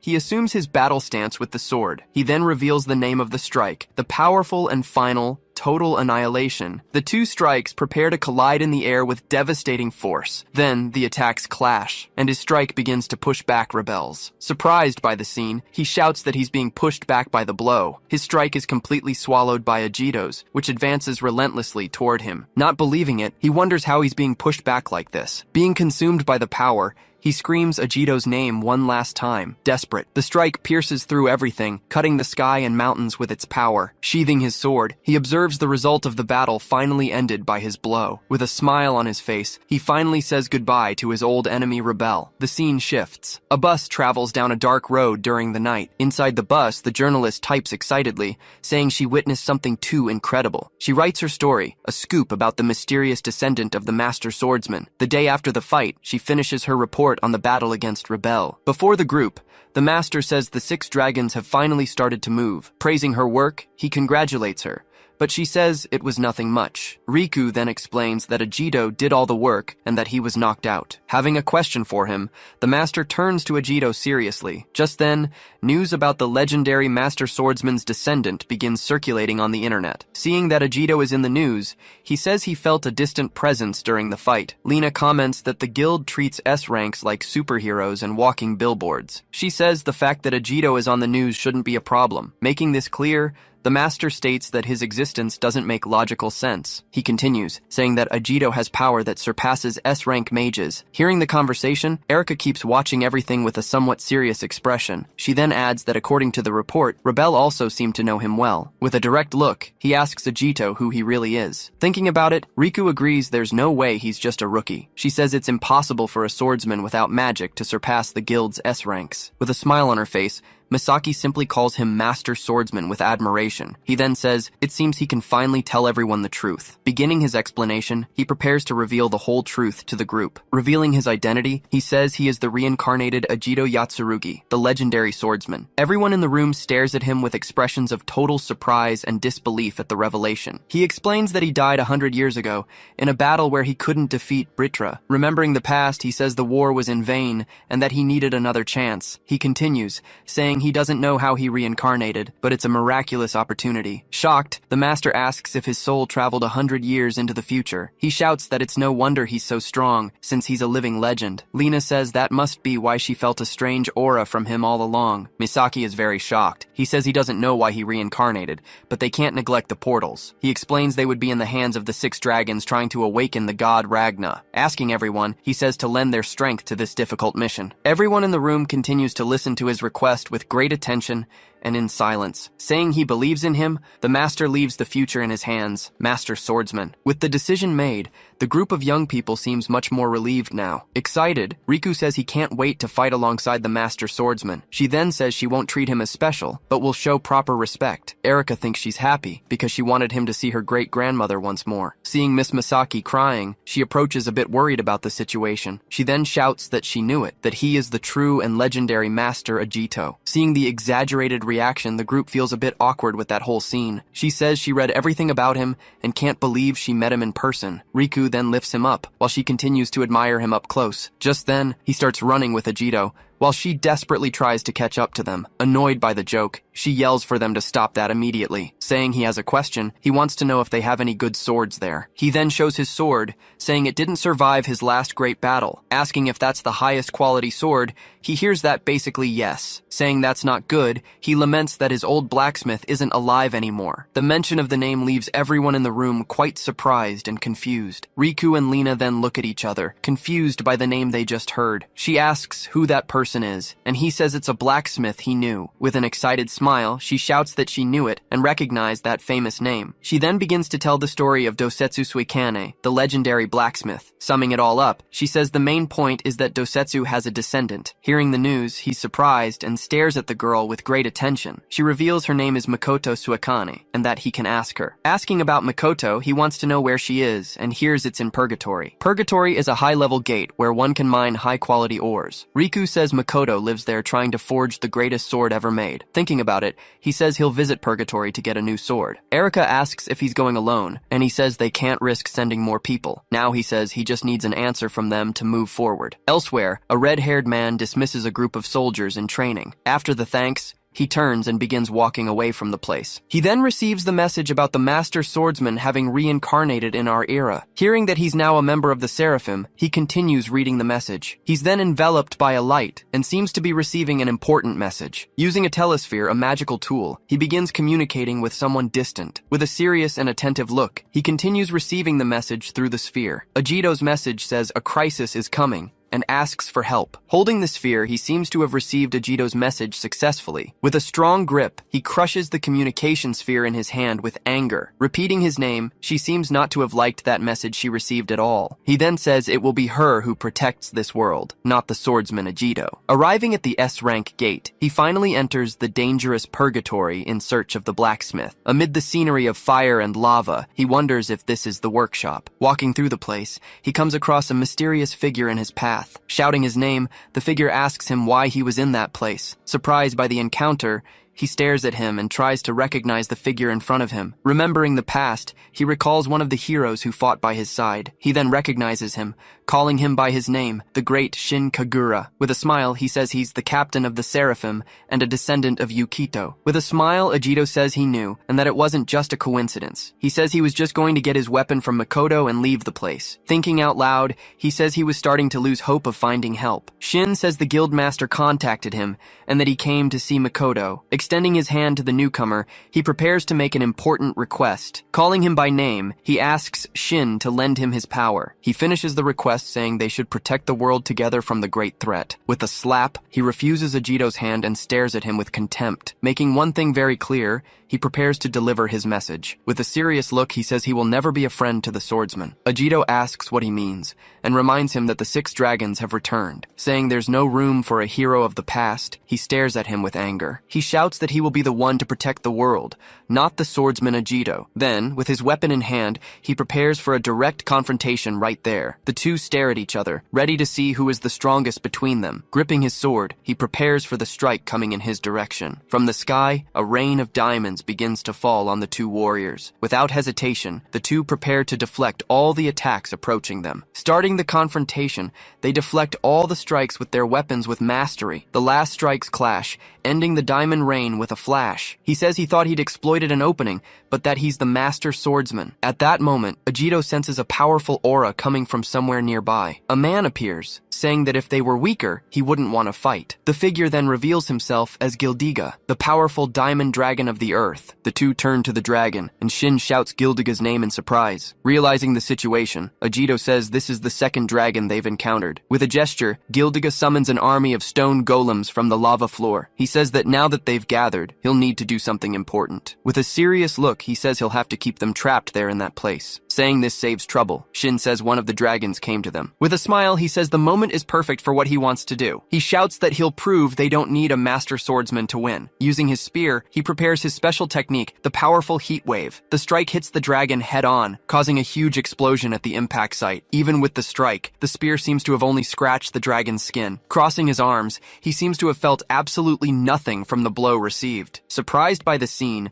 Shin wonders how he didn't even make a scratch. Shouting to Shin, he tells him not to be so reckless in his attacks. Activating his technique, he advances and defends a strike that was heading towards Shin. He then wonders if this was the same technique that managed to defeat Rebel, saying that, unfortunately for him, things wouldn't be so easy this time. The dragon says his body will be like armor, and that he won't scratch it. With a serious look, he observes the confrontation unfolding before him. Gildiga advances and lands a powerful blow on Ajito with his fist. Taking the hit, Ajito spits and stares at the stone monster with surprise. Ajito is thrown far away, but the ground trembles with the arrival of more. Large rocks fall from the ceiling, while the army of golems continues to approach. Shocked, Shin wonders how he deflected the attack of the powerful master swordsman. He thinks the blow was strong, but it didn't damage him because his sword is damaged. Then, the golems that were on the ground begin to rise one by one. Surrounded by his golems, Shin feels the pressure and power of the stone army. The dragon says the ore there is excellent and is full of magical power. He explains that his ability makes him stronger the more magic there is in the earth. With a superior look, he says he's stronger here than Rebel in his hybrid form. He finishes saying that his stone puppets are as strong as a dragon helper. Telling them to enjoy it, he disappears and leaves the two alone with the golems. Surrounded by the golems, Shin fights with his spear to try to defeat them all. Realizing the strategy, he says the dragon is just trying to buy time. He wonders why he would do that, while one of the golems attacks him. With a powerful blow, the golem hits Shin squarely and throws him far away. Even after defending himself, several golems jump in his direction to attack him. Joining their fists, the golems come down hard and cause a huge explosion. Observing the scene, Gildiga wonders about the abilities of his stone puppets. Shin then asks if they regenerate even after turning to dust from his blows. Releasing his energy, he prepares to use an area strike and destroy them all. Using his spear,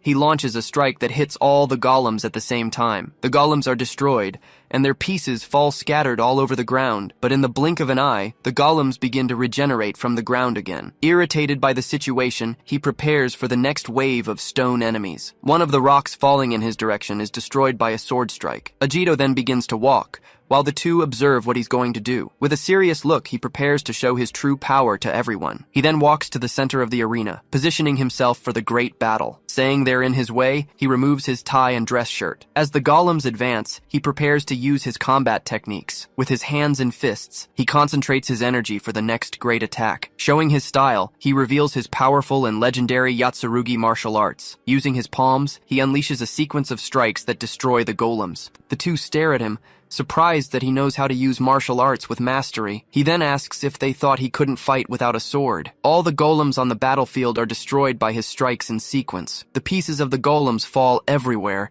and Shin observes everything in silence. After the attack, the destroyed golems remain silent and motionless on the ground. Surprised by the scene, he wonders why the golems aren't regenerating. He explains that he used the wind power he gathered with his previous technique. He continues, saying that Gildiga's magic covers the golems and regenerates them. He finishes, saying that when the magic disperses, the golems become useless. With a confident smile, he stares at the dragon, ready for the next move. The dragon, however, continues to stare at him with a serious and unwavering expression. He says he talks as if it were easy, but that it's not that good. Joining his hands, he prepares for the next great strike of the battle. With a determined look, he says that next, he's going to shove his fist into him. With a serious look, Shin says he's figured out how everything works in that place. Saying it'll be easy now, he spins his spear and prepares a new strike. Using his spear, he spins and attacks all the golems around him with one blow. Naming his technique, he uses the powerful and swift strike of the celestial wind. With a roar, his strike destroys all the golems at once with its power. The pieces of the golems fly everywhere, completely destroyed by his attack. After destroying them all, he turns and faces the dragon with his spear in hand. The dragon then laments, saying he ruined his precious stone puppets. At that moment, Ajito charges forward and prepares a powerful strike with his flaming fist. With a determined look, he prepares his attack to hit the dragon head on. He then lands a powerful blow on the dragon's chest,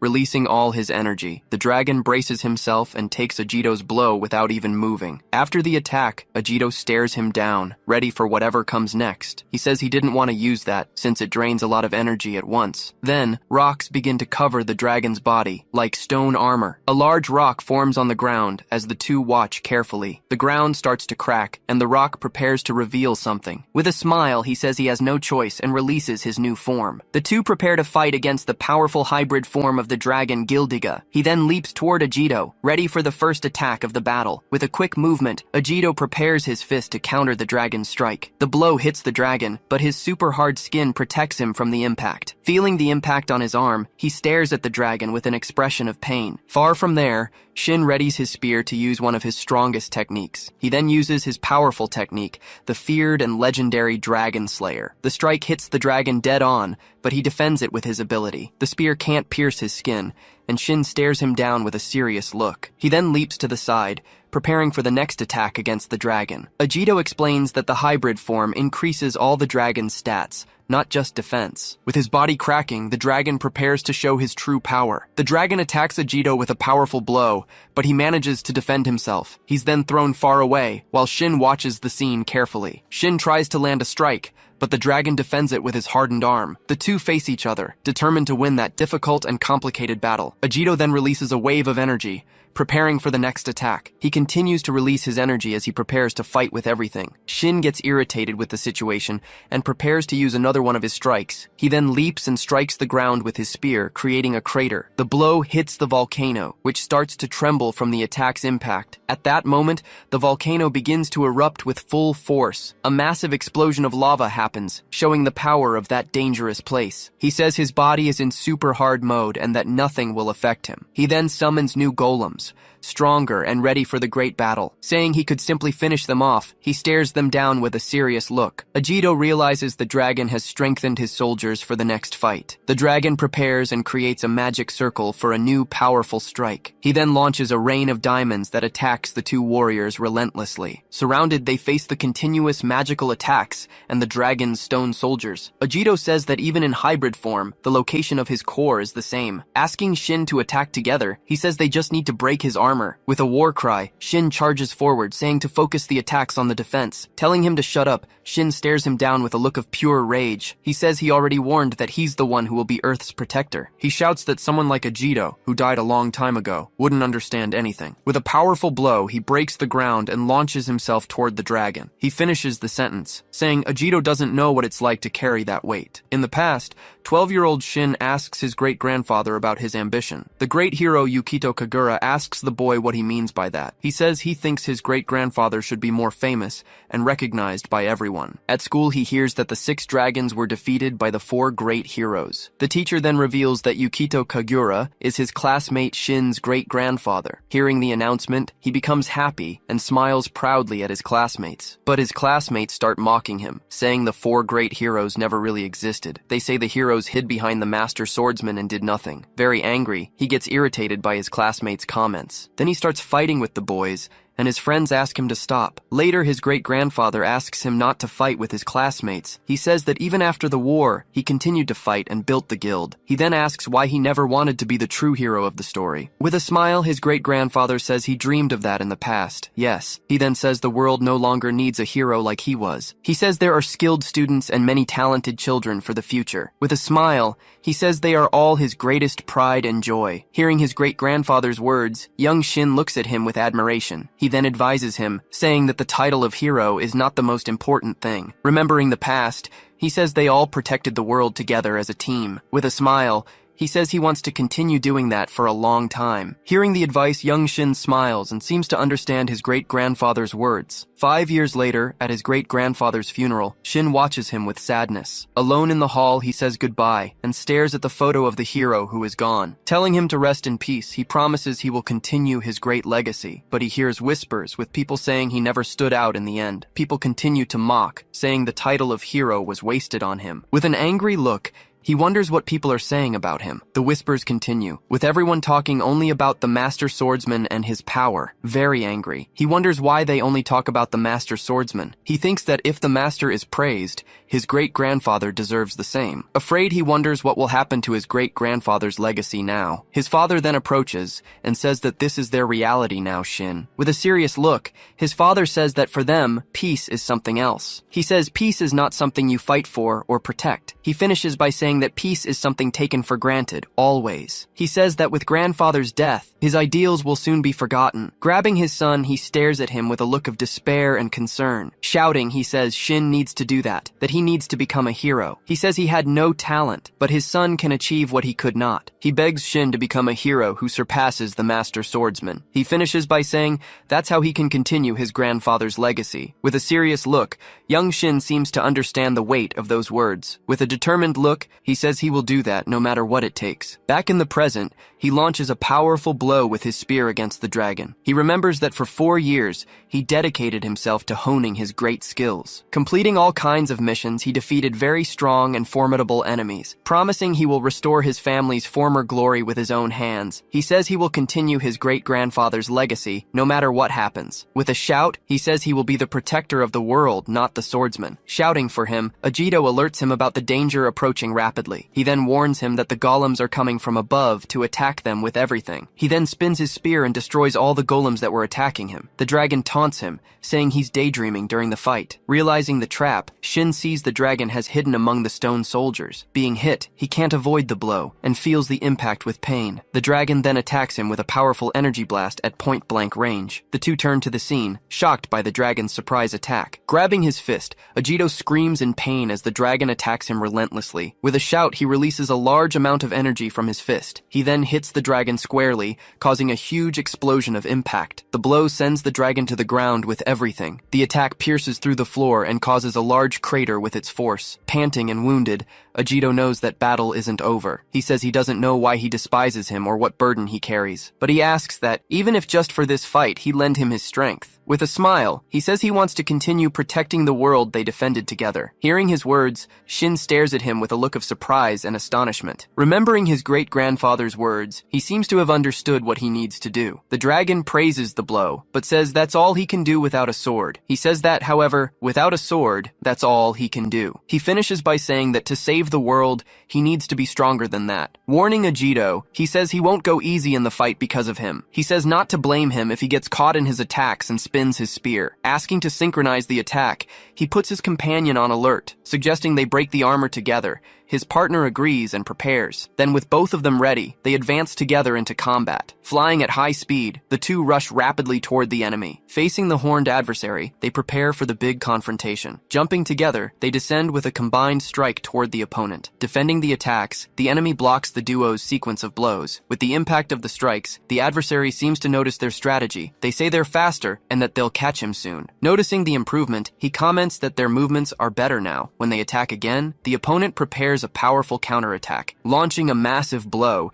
he attacks Ajito with force. Grabbing both at once, he manages to trap the duo in his hands. He then warns that if he caught both of them, it would all be over. Delivering a potent strike, he hits one of the captured heroes dead on. With the force of the impact, Various debris is hurled in all directions. Then a surprise attack comes from behind, hitting the enemy square on. Thanking the help, he says they're finally even now. Using a martial art, he creates multiple copies of himself on the field. With his technique, he launches several simultaneous strikes against the great enemy. Perceiving the tactic, the enemy says they're aiming for his core. Then one of the clones lands a precise blow right on his weak point. High above, his partner prepares for a devastating aerial attack. Spinning his weapon, he descends with a powerful strike toward the opponent. Then the enemy understands he was preparing for the real attack, saying that unfortunately for them, something unexpected happens with his body. Revealing new hands, he says he still has a few tricks up his sleeve. Shouting, Ajito warns he has more free hands than the adversary himself. With swift strikes, the clones manage to break the arms that emerged. Without hesitation, the final blow hits the enemy's core with full force. With the attack connected, the warrior finishes the strike by driving the weapon into the opponent. With a furious look, the enemy prepares for one last, desperate attack. Screaming, he releases a huge amount of power from his own body. Feeling the ground shake, the duo of heroes stays alert for danger. Then gigantic rock structures rise from the earth, surprising the two warriors. He realizes the last attack wasn't enough to end it all. His partner then says they only have one option left now. Determined, they advance, saying they'll keep attacking until the enemy falls. Launching multiple blows, they attack relentlessly while the opponent begins to laugh. Grabbing both of them, he praises, saying their attacks were great. With a quick movement, he hurls one of the heroes far away from there. Warning that this is his final attack, he tells them both to prepare. Then, an enormous magical symbol forms in the sky and on the ground around them. From the ground then, several energy pillars surround the duo on all sides. Floating in the air, he warns that if the blow hits, he wins the fight. Floating in the air, he says, if they pierce through the attack and reach his core. Completing the sentence, he says, if they do that, victory will be theirs. Facing the threat, the warrior plants himself on the ground and readies his spear. Then a massive eruption of energy advances with full force against the duo. Impressed by the size, he says it's huge and hears the call to retreat. Saying he still doesn't approve of him, he faces the giant energy ball alone. Having a flashback, he remembers his great-grandfather, who he deeply respected. He then says he doesn't want to see the wishes of his great-grandfather, who he respects so much. Gathering energy in his spear, he prepares for a massive counterattack. Completing his words, he says he doesn't want to see all of that become nothing. Using his technique, he launches a powerful strike toward the enemy attack. Then, the two attacks clash in the air with devastating force. With the impact, his blow begins to crack the opponent's attack at the center. Breaking through the barrier, his energy spear advances toward the enemy. Observing the attack, he says all of that was quite disappointing in the end. Questioning what was said, he asks if the enemy is sure about that. Then the enemy notices something unexpected and suddenly goes on alert in combat. Looking for his partner, the enemy wonders where he could be now. Answering the call, the warrior emerges high above the horned adversary. Gathering energy in his hands, he prepares a strike with his special technique. Using his martial art, he descends with a devastating blow on the opponent's head. With the impact, a gigantic column of energy rises to the heavens with force. After the attack, he floats in the middle of all the raised dust. Breathing deeply, he seems quite tired after using such a powerful blow. Emerging in the smoke, the enemy says it's a shame things ended this way. Looking at the hero, he says he hoped the fight would be different. Revealing a hole in his chest, he says he wanted to enjoy the fight a little more. With the fatal blow, the enemy's body is thrown backward, lifeless. Then his body falls to the ground with an impact that raises a lot of dust. Exhausted after the long battle, the two warriors breathe with difficulty. Demanding an answer, he asks why the enemy came to that place. He then questions directly what the fallen adversary's true objective was. His partner comments that he was trying to drag out the fight as long as possible. In the flashback, he realizes the enemy got excited and forgot to buy time. Nearly defeated, the enemy asks if they happen to know about hot springs. He then explains how magma heats the water, which rises to the surface. Not understanding anything, he asks what the enemy means by that. Revealing the plan, he says the guild's land is rich in energy. He then asks what they think is beneath the main building. Having a revelation, he desperately screams Ragna's name as he understands the plan. With a smile, the fallen enemy confirms all the suspicions of the two heroes. He then remembers the dragon god that the guild master had mentioned. Receiving a call, he hears that the guild headquarters has been ambushed. The person warns that 4 of the 6 dragons are attacking the headquarters. He then says it was only natural that he was sent on that mission. Completing the sentence, he says he was assigned to delay the two heroes there. Realizing the tactic, he says their timing was too good. Warning that they must hurry, the enemy alerts them about the consequences. He then says that if they don't stop them, humanity will be destroyed. With the ground breaking, the enemy's body falls into the lava pit. Then his body sinks into the magma, disappearing completely into the crater. Observing the scene, the two heroes remain silent before his sacrifice. From inside the lava, he says it was the first time in 100 years he finally enjoyed a real fight. After that, his body sinks for good and disappears into the lava. Shouting, he says everyone is in danger if they don't return. Seeing his injured hand, he says he won't be able to use his fists anymore. Standing in front of a cave, they see Makoto's workshop. He then says he needs a weapon, anything he can use. Saying not to worry, he responds to the alert about the dragon's attack. He explains he wasn't the only member to return, guaranteeing they'll arrive in time. Changing scenes, the story goes back to a few minutes earlier at the guild gate. At this, two members talk worriedly about the return of the 6 legendary dragons. Trying to calm him, one says everything will be fine because the captain has returned. Confirming everyone's return, he says they probably won't need to do anything. Suddenly, a mysterious figure approaches and stops in front of the 2 guards. Looking at the building, the newcomer says his allies are already busy. With a smile, he says it's time to clean up all the trash. One of the guards then calls to him, warning that the area is for authorized personnel only. As he was about to finish the sentence, a blow pierces through the guard's body instantly. At this, the other guard is hit by a blow that goes completely through him. Calling him an insignificant human, he shows his contempt for the wounded guard. Irritated, he says they dare not confuse him with some simple child. Revealing his identity, he introduces himself as the Dragon of Wind and Contempt. Complaining about the appearance, he questions why he has that child form. Shouting that it's an ambush, the guard warns that an enemy is attacking. Gathering energy, the Wind Dragon prepares to launch a great blow. With a gust, the guard is thrown far away before finishing the sentence. Announcing his arrival, he tells the humans to behold him with attention. From afar, a man observes the destruction at the guild building with a smile. Being one of the dragon's allies, he says the plan has finally begun. In a flashback, his master says he will attack the sword master. He then orders his servant to watch the perimeter and handle the reinforcements. Warning to be careful, he says some humans can fight on equal terms. Thinking about the master's words, he boasts about his own strength now. With one of the 6 dragons gone, he sees a great opportunity to grow. As he was about to claim victory, a surprise blow hits him square on. Appearing suddenly, a man tells him to give up on that promotion he so desires. Putting a cigarette in his mouth, he remains calm before the wounded enemy. Arriving with his allies, he greets the dragons in a very mocking way. Observing the explosion, he sees the guild building being destroyed in the distance. After agreeing, the two prepare to spring into action immediately. Saying it's time to work, the vice captain prepares for battle. In the central command room, they gather to discuss the next strategy. Being healed, he thanks Lena, saying he's feeling much better now. The leader then says they're going to discuss how to deal with the 6 dragons. Saying the situation is difficult,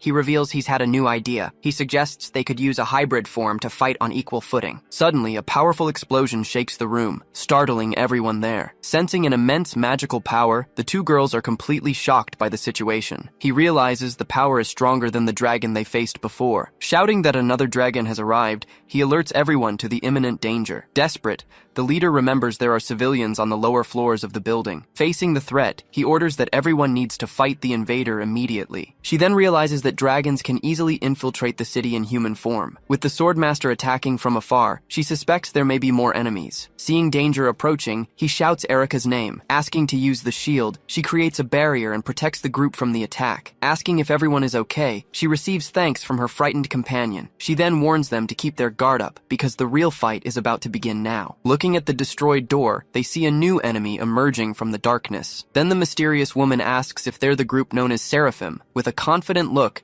she says she's going to see what they're capable of. Introducing herself, she says she's going to play around a bit with all the heroes present. He realizes her power is different from what they felt on the floor below. Frightened by the situation, the girl realizes 2 dragons are attacking at once. Saying not to worry, she warns she'll only fight until Ragna wakes up. Manipulating water, she creates several creatures to attack the group of heroes there. With the pressure of the attack, the floor and walls begin to crack all around. She says sometimes she doesn't know her own strength when it comes to fighting. With a threatening smile, she asks them to try to stay alive in the battle. Switching to the guild's basement, a man descends to the lowest level. Confident, he says he knew he'd find it right there in that hidden place. Before the entrance, he calls it the gateway to the underworld of the dead. Activating a panel, he uses his authority to open the secret passage there. As the door opens, He says he'll finally become the next king of everything. Revealing his identity, he shows himself as the Dragon of Darkness, Britra. Outside, the guild guards desperately shout that they're under ambush. Running, they organize themselves to find the invaders who attacked the location. Sitting on a bench, a man observes the whole situation from afar on his phone. He then says he's happy to have manipulated the draws that were made, revealing himself as the fairy dragon. He says observing is perfect for relaxing. He comments that his ally will take care of all the dirty work and confusion. When he was distracted, Tetsuya appears silently right behind his bench. With a single finger, he launches a strike that causes a huge explosion. After the impact, he stares at the wreckage with a serious and focused look. Seeing the warrior in front of him, he seems surprised by the unexpected appearance. He then says that apparently, he won't be able to slack off anymore. Saying he's different, the warrior stares at him with seriousness in his eyes. At that, his companion steps forward, asking to leave the enemy to him. Confirming his suspicions, he asks if that's one of the legendary 6 dragons. Revealing his name, he says he wants the reward to buy new clothes. Giving a thumbs up, his leader approves the idea and seems to agree with him. All excited, his partner shouts saying she also wants to go shopping. She complains that they ruin their clothes all the time in that thankless job. Staring at the trio, the dragon asks if they're really the Seraphim group. Saying he'll finish quickly, he warns he needs to read his comic in peace. Agreeing with the idea, she says they were also thinking the same thing. With his technique, he summons a shadow servant for the battle that begins. Right after, the creature rapidly advances toward the dragon for the first strike. Saying let's begin, she launches a support spell to strengthen her ally. With the support spell activated, he prepares for the combined attack. At that, the shadow creature begins to writhe and change form. Then multiple eyes emerge, glowing from within the darkness of the summoning. Before the dragon, the creature reveals itself as a giant wolf of pure shadow. Perceiving the tactic, he says one of them must have an amplification ability. Giving the order, he commands his creature to advance against the enemy immediately. With a swift leap, the shadow creature lunges at the dragon. While the attack happens, the other group members watch everything carefully. Hitting the target, the creature's strike causes a massive impact on the adversary. He asks if other members of the Seraphim squad also returned with him. Confirming their return, he says 3 other members came back to the base too. Explaining about the reinforcements, he says the vice captain is the strongest. He then states that the vice captain is probably the strongest member of the group. Upon hearing the news, his partner is visibly surprised by the information. Saying he came to find Makoto, he believes the others will hold off the attack. Just then, a giant figure approaches them, interrupting their conversation. Suddenly, a furious voice screams at them both, startling them. Coming out of the cave, a woman asks why they were making noise in her workshop. In a rage, she yells that they ruined her newest weapon creation. She then puts all the blame on both of them, shouting with a very angry face. Recognizing the woman, he shouts Mikoto's name, the blacksmith's descendant. When he tries to explain the emergency, she yells saying she doesn't care. Furiously, she says nothing is more important than forging her weapons. Arguing with him,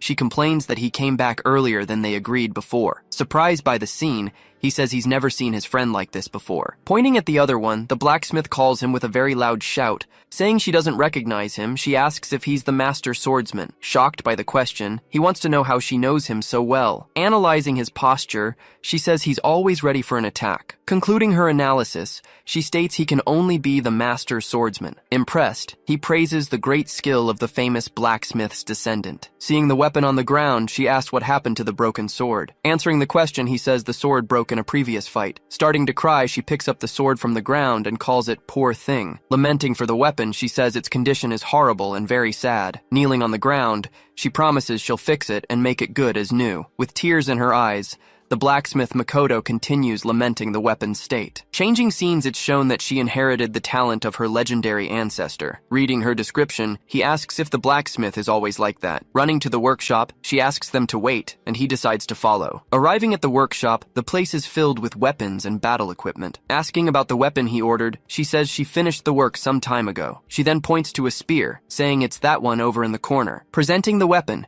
she says the spear's name is Ultra Kagura Gungnir MK2. The 3 then observe the new spear, which stands prominently in the middle of the room. Finding the name ridiculous, he says that's way too tacky for his taste. His partner comments the name is tacky, even for him who came from the past. Praising the creation, he says the name is wonderful, and questions their taste. Confused, he wonders if tacky names are in fashion now. Testing the new weapon, he spins the spear and prepares to attack a dummy. She warns that the dummy is made of the most resistant material that exists. With a single blow, he completely destroys the very expensive dummy. Saying it's it's not bad, he tells Makoto he'll take the spear. Saying she has a weapon, she asks if he expected her to come. Touching the wall, she says her great-grandfather always talked about him when he drank. In a flashback, she remembers him blaming himself for his friend's death. She thought if she had given him a better weapon, he wouldn't have died. With a serious look, he listens in silence to her family's story. She then tells him they forged a single sword for over 100 years. Before a new door, she says they prepared for the war. Completing the sentence, she says they did everything to fulfill their role. Revealing the weapon, she shows her family's masterpiece, the Dragon Slayer. With a serious face, he observes the sword that was made especially for him. Holding the sword, she remembers the old master swordsman she met before. Handing over the weapon, she says the sword finally belongs to him now. Holding the sword, he prepares for battle with renewed determination. Feeling the weapon, he realizes the sword seems very familiar to him. In the flashback, it's shown they were partners for many, many years. Forging the sword, he could clearly feel all his friends' will. Remembering the past, the two blacksmiths put all their effort into that weapon. Holding the blade, he felt all the will that was incorporated into the sword. Then a voice from the past asks him not to die this time in battle. With a smile, he thanks Dosetsu for the incredible weapon he received. Calling him to the fight, his friend says they need to go right now. Then they warn that all his companions are waiting for him there. After the dust settles, the group observes the result of the attack. Surprised, the girl comments that it was a precise and clean hit. Still, the adversary doesn't seem to have suffered a single scratch. Suddenly, an explosion happens in a building very far from there. Worried about the collapse, he warns that they need to split up now. Turning to Nagi,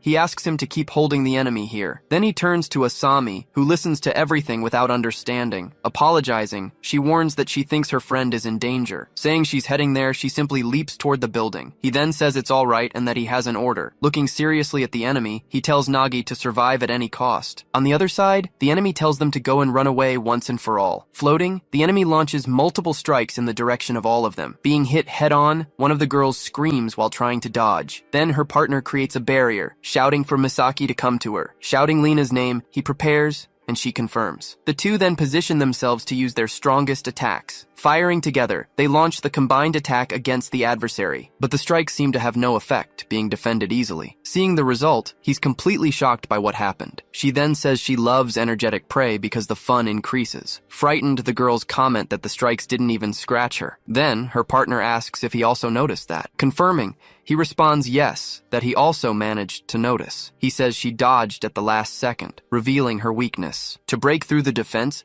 he explains they would need to use a hybrid form. Preparing himself, he decides that maybe it's time to use that technique. Concentrating all his energy, he prepares for the next action. Suddenly, a strong impact hits the wall near the adversary. Arriving with everything, a girl lands in the middle of the confrontation. From below, the character observes the result of her sudden arrival. Not understanding anything, he's shocked by the girl's unexpected appearance. Recognizing the newcomer, her companions shout her name. Warning that it's good to see them, she says she'll take over the fight. Impressed by her presence, the two girls look on in shock. Changing scenes, he's standing alone in front of a crater. Asking for the enemy to appear, he states he knows he didn't die. Emerging calmly, the opponent complains, saying how annoying that is. He says there was no need to notice him so quickly like that. Without warning, the creature advances and lands a blow on his neck. After attacking, the creature pulls away, leaving the man wounded. Observing the enemy, he finally recognizes him as the Dragon of Light. Saying he already warned him, his creatures advance toward the enemy. With a cold look, he orders the adversary to die at once. Finding it funny, the enemy simply mocks the whole situation. Then he changes his expression, saying that Asifa is very annoying. Changing scenes, Asifa complains that he's bored with weak opponents. Looking at the defeated enemies, he regrets not going with his companion. Tetsuya then appears, asking if he wants a real fight. Noticing the bodies disappeared,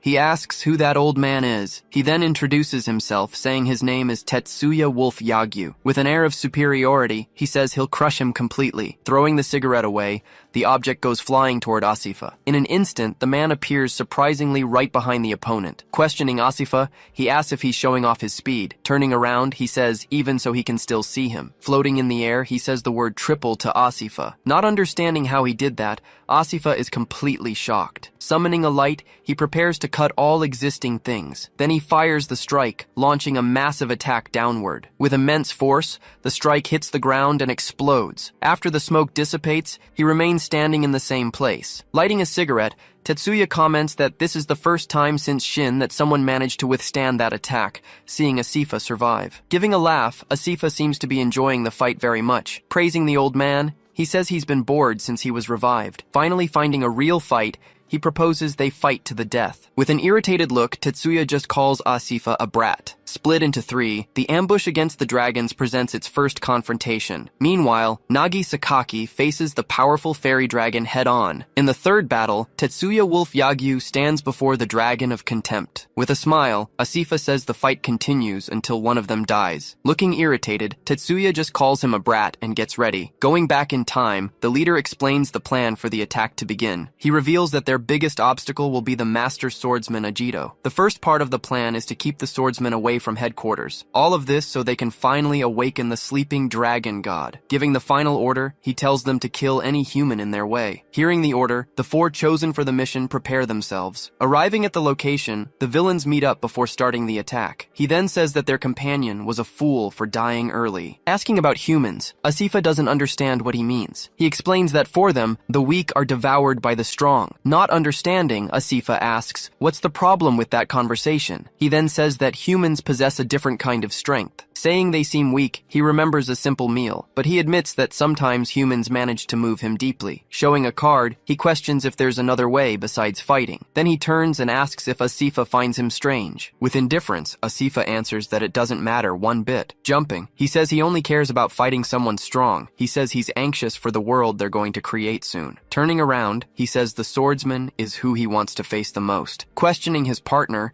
he asks if only the swordsman is worth it. With a smile, he feels the two can finally understand each other. Staying silent, Asifa seems to think a bit about the conversation. Back to the other fight, he analyzes the enemy's impressive speed. With a big smile, he finds the whole situation very entertaining. Asking if he's stronger, Asifa questions him about the swordsman. With a mocking air, he asks if the little boy is afraid. Shaking his head, he prepares to start the attack. Screaming that he's not a little boy, he charges forward with everything. He then boasts about being the fastest of the 6 dragons. With a smile, he says he'll reveal all his tricks. Advancing for the strike, he's surprised by the word quadruple. Floating in the air, Tetsuya stares down at him after the blow. Realizing the new speed, he's amazed by his opponent's power. Firing a strike from above, he forces Asifa to retreat. Creating a whirlwind, he prepares for the immediate counterattack. Launching the great whirlwind, he attacks with his full strength. Seeing the reaction, he wants to know if the dragon understands the essence. Concentrating his power, he prepares to flow with ferocity. Pouring out his energy, he fires the attack called Light of Illusion. Dodging the attacks, he jumps to escape the multiple light strikes. With a simple gesture, Tetsuya calls him to continue the combat. Being caught by surprise, he sees the strikes coming directly from the ground. Barely dodging, he realizes the enemy controls the attacks freely. Understanding the fighting style, he concludes that Tetsuya is a counter-attacker. Analyzing the situation, he smiles knowing his opponent's specialty. Now having more options, he prepares his own strike to counter. Launching a sextuple whirlwind, he attacks with immense power. With a confident smile, he says he's blocked all escape routes. Advancing, he shouts that this is the old man's end and will attack. Blowing smoke, he calmly tells Asifa to simply stop. Suddenly, all the boy's movement freezes in midair. Now paralyzed, he's surrounded by several orbs of luminous energy. Seeing all of that, he understands the true nature of Tetsuya's power. Changing scenes, Tetsuya walks while the building explodes in the background. In silence, Tetsuya just observes the situation unfolding ahead. Floating in the air, Asifa says he finally understood everything now. He then shouts that his opponent's ability is to manipulate time. Explaining the technique, he says Tetsuya accelerated and stopped time. Asking if he's right, Tetsuya just responds with who knows. Praising Asifa, he questions if he's going to run away and go home. Shouting no, he points and says they must continue the fight. While preparing, he asks how long Tetsuya stops time. Continuing the question, he suggests that maybe it's just 3 seconds. Saying it doesn't matter, he releases his hybrid form, promising to tear through time. Surrounded by intense energy, he faces Tetsuya, ready to attack. Seeing the hybrid form, Tetsuya says he now has no other choice. Preparing himself, he says adults must stop brats like him. Being flexible, wind magic can be used for both attack and defense. However, Its lower attack power led to his previous defeat. Facing each other, they prepare for the continuation of combat. Smiling, he raises his hand, initiating his newest devastating strike. Using the Great Catastrophe, he attacks with a gale of pure destruction. Caught by surprise, Tetsuya screams as he's hit by the windstorm. Impressed, he questions the massive power increase of the hybrid form. Seizing the chance, Asifa charges at him with speed. Landing a direct hit, he throws his opponent backward with force. He prepares another strike, aiming to hit Tetsuya's face. But Tetsuya counterattacks, using his quadruple ability once more. Complaining about the situation, he notices that Asifa's speed has also increased. Attacking with his light of illusion, he fires multiple energy blasts. Even being hit, 151-year-old Asifa endures. It's then revealed that in human age, he would only be 14 years old. Being very young, he shouldn't compare to other ancient dragons. So the question remains how he became one of the 6 dragons. Showing his talent, the Dragon of Contempt has an aptitude for combat. If he were more mature, the fight from a century ago would be different. With a smile, the two face each other, ready to continue the battle. This ability would have given the swordsman Ajito much more trouble. Not understanding, he wonders how this can be happening in the fight. Screaming, he questions how Asifa adapted so quickly to the strikes. Bringing his hands together, he prepares a new strike with a different energy. Flying over the city, he's surrounded by dozens of energy spheres. With a smile, he says the same type of attack used before will never work against him more than a single time in battle. Using the Scarlet Tempest, he launches all the strikes downward. Being surrounded, Tetsuya is caught in the middle of all the attacks. Converging at once, the strikes generate a massive and powerful explosion. Observing the smoke, Asifa floats amid the city's destruction. Landing on the ground, he prepares to continue the confrontation against Tetsuya. Looking at the building, he says he wants to ask something important. He then questions if Tetsuya has another trick besides stopping time. With a smile, he says Asifa is very funny and mocks him. He asks if Asifa thinks he would reveal his secret so easily. Revealing his trump card, he says the name is Final Gale. In the middle of his own windstorm, he faces his floating opponent. He then asks again if the old man has any other tricks. With a serious look, he warns that the fight is about to end. Tetsuya responds that he's not the one who decides the end of the fight. He says he carries the will of all his fallen comrades. Shifting to a flashback,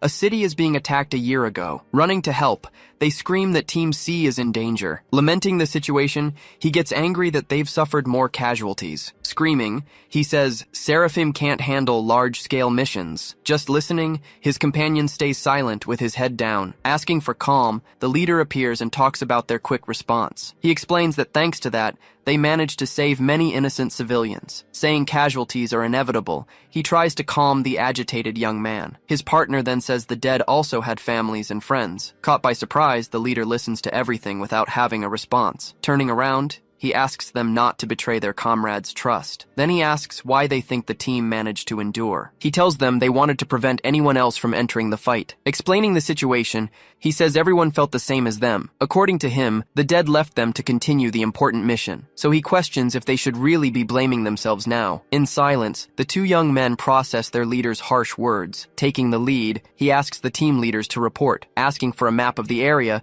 he warns they need to reconsider the strategy. Saying they must look to the future, the swordsman's will now guides them. With a firm posture, the leader prepares to give the new orders. Back to the fight, he floats and prepares to speak with Asifa. He then warns it will only take 3 moves to defeat him completely. First surprised by the statement, Asifa then starts laughing loudly. Screaming for him to try, Asifa releases his final gale with everything. Activating his vision of the future, Tetsuya prepares for the counterattack. Watching the attack, debris begins falling in his direction. It's then explained that humans can predict the future a little bit. With this prediction, the brain connects to the body before the action. Speeding up his thoughts, he manages to anticipate his rival's movements. Able to see the future, he predicts every strike that will come. Facing the windstorm, he analyzes the complex structure of the entire attack. Although it looks solid, the wind curtain actually has several openings. He then notices that the green parts are timed detonators. Advancing through the middle of the attack, he manages to touch them without problems. As he escapes,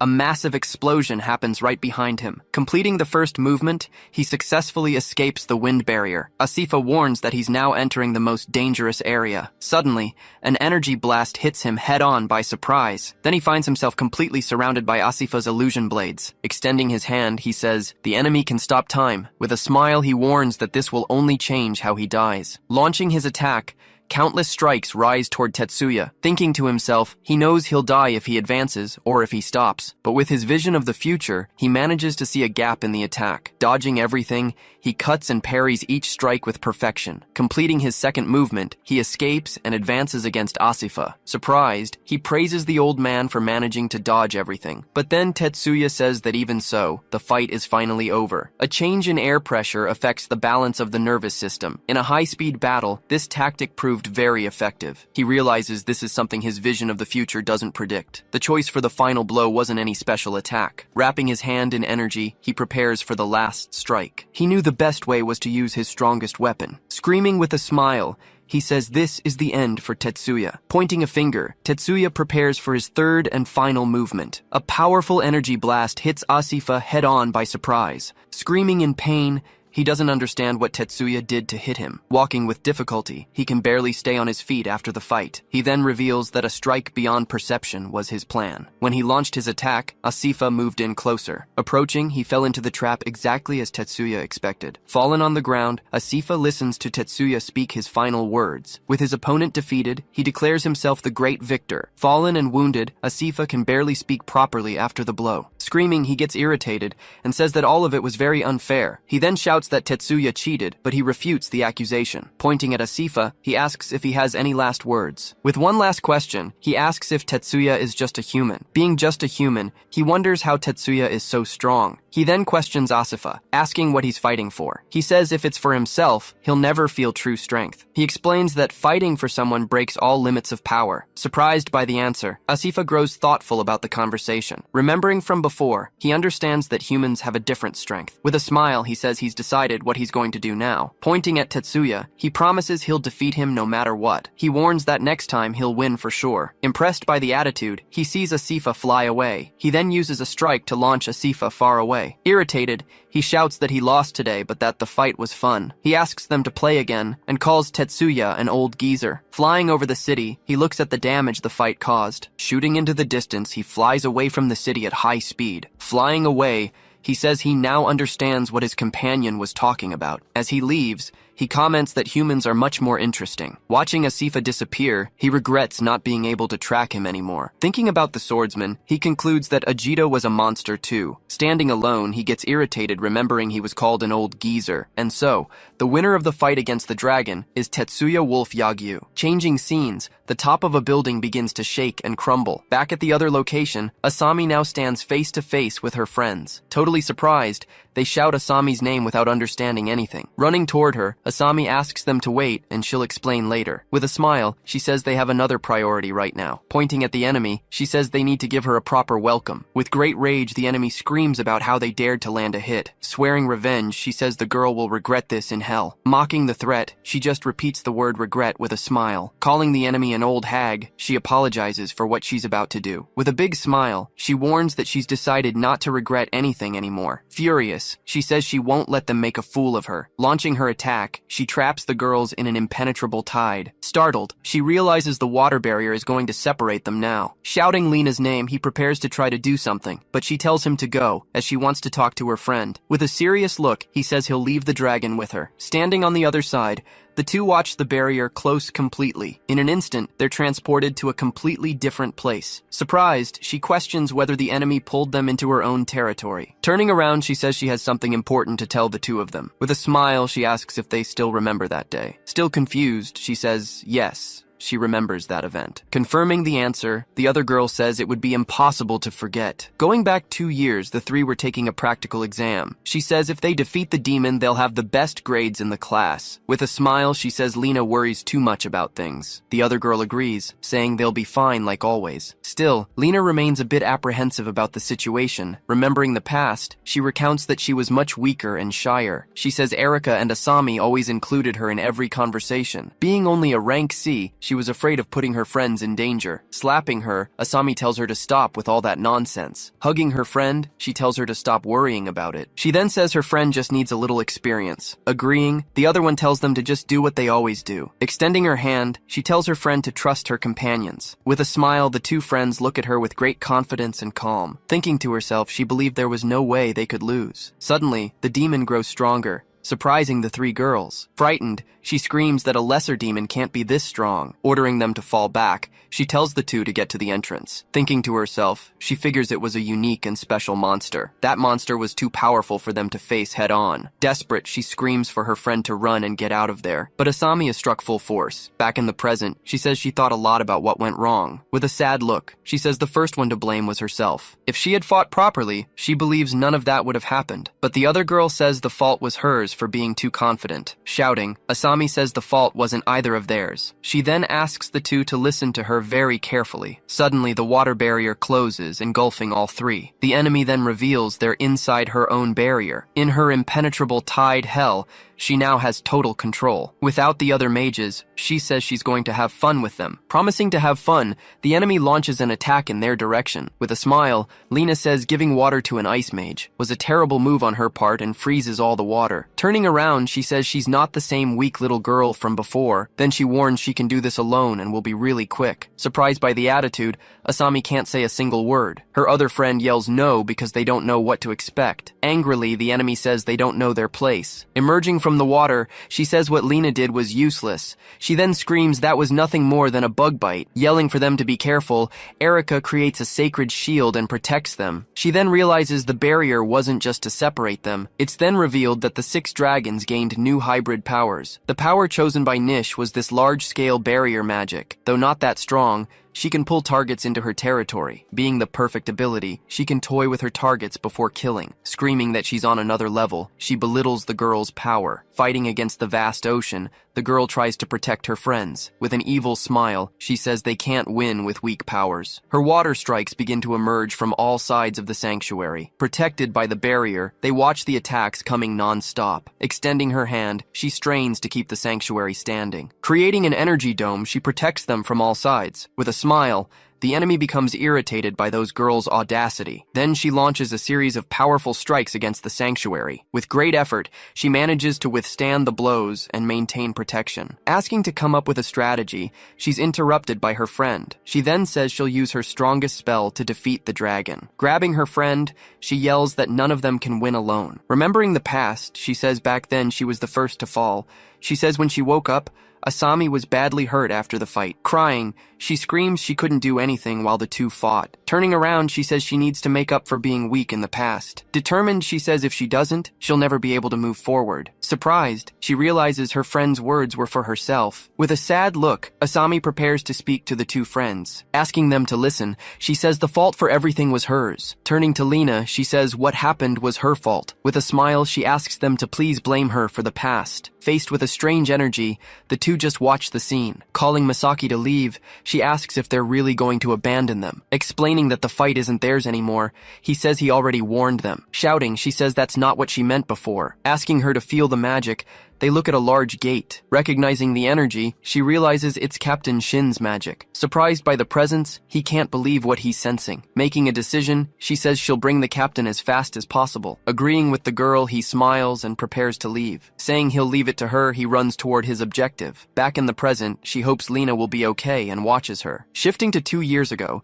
the scene shows a guild building. With a sudden scream, she wakes up startled in the hospital bed. Beside the bed, 2 men say she's finally awake. Introducing themselves as mages, they say they need to discuss something with her. Still confused, she asks if she wasn't just taking the exam. Remembering the past, she sees herself in the middle of the fight against the demon. He then explains that Asami's ability went out of control at that moment. Not understanding anything, she listens to the man's words in shock. Back in the past, they were preparing for another attack attempt. Screaming Aries' name, she launches a spell toward her friend. With the buff applied, the demon seems to have gotten even stronger. With a terrifying look, the creature prepares to attack the girls. Screaming, the demon charges full force toward the 3 girls. Scared by the revelation, she looks at the 2 men in disbelief. Throwing down the newspapers, they show the news that came out about the incident. Shocked by the headlines, she sees what happened to her friends. Bringing her hands to her face, she says it was all her fault. He says that until she controls her power, the guild will watch over her. Warning it will take 5 years, he promises they'll take care of her. Screaming no, she refuses to accept that situation suddenly. Complaining, she says 5 years is too long for her to wait. Angry, she says that while she's there, her friends are suffering. She remembers that Erika and Lena are being criticized for no reason at all. Determined, she says she needs to go back and apologize to them right away. Looking at the 2 of them, She begs for help, saying she'll do anything. With great determination, she asks them to train her immediately. In a training room, the two men observe her from afar. Shouting at her, he says she's not controlling her magic. Training, she attacks Shin with a series of quick strikes. He then warns that if she continues like this, she'll lead her friends to death. Screaming in rage, she keeps attacking Shin with more strikes. Landing a hit, Shin throws her away with an attack. Being thrown back, she falls to the ground with great difficulty. Shin says this result was expected from the beginning. Warning that's enough. Shin says Asami won't hold up, but she gets up, asking them to train one more time. Panting, she faces the two with a look of pure determination. Back then, it was remorse that drove her to keep training. Angry at herself, she burned inside with her feelings. Strangely, she remembers an old photo of the three friends together. Remembering her friend, she realizes that Erika and Lena felt the same. With the desire to apologize, she trained and became the strongest. Back in the present, Asami prepares to talk to them both. Taking the blame, she says everything that happened was because of her. She says Erika's family faced criticism because of her. Also,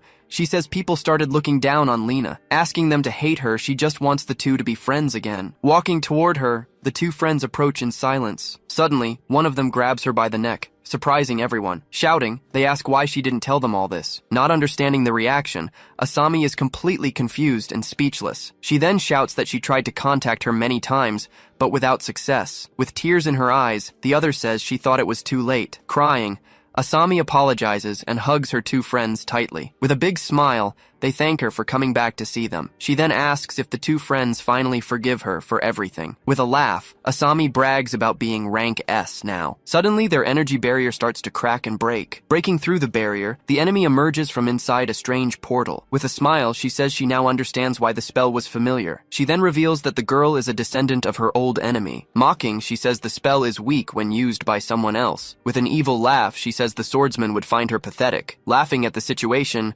Asami says it's been a while since they laughed together. With a confident smile, she agrees it really has been a long time. Calling her friends, she asks if they're ready to fight. Remembering the past, the three smile together, ready for combat. With great determination, they shout that they'll defeat the dragon together. Mocking them, Nish asks if their teamwork is really going to work. Then she launches several strikes, finishing her question. To advance faster, the whole group suddenly increases their speed. Running over the water, they get closer and closer to the enemy. One of the girls prepares a spell to try to stop Nish. Suddenly, a giant ice wall rises right in front of them. Breaking through the ice, one of the girls charges forward with everything. Warning that they're not done yet, she shows her determination for combat. Right after, another girl readies her sword skill. Meanwhile, the last one in the group creates a protective shield. Seeing that, Nish starts to ask them another mocking question. He responds by launching two powerful strikes toward the group, but one of the attacks is successfully blocked midway. Ready for impact, a girl prepares a magic defense circle. The enemy's strikes then collide against the newly created barrier. Surprised by so much power, he wonders how she used so many spells. Increasing the strength in her legs, a girl advances with a swift strike. A massive wave of water rises up and hits the enemy directly. Celebrating the hit, one of the girls shouts excitedly that it was a good one. Noticing something, another girl says no, that wasn't the end. She laments that the blow wasn't enough to defeat him. From afar,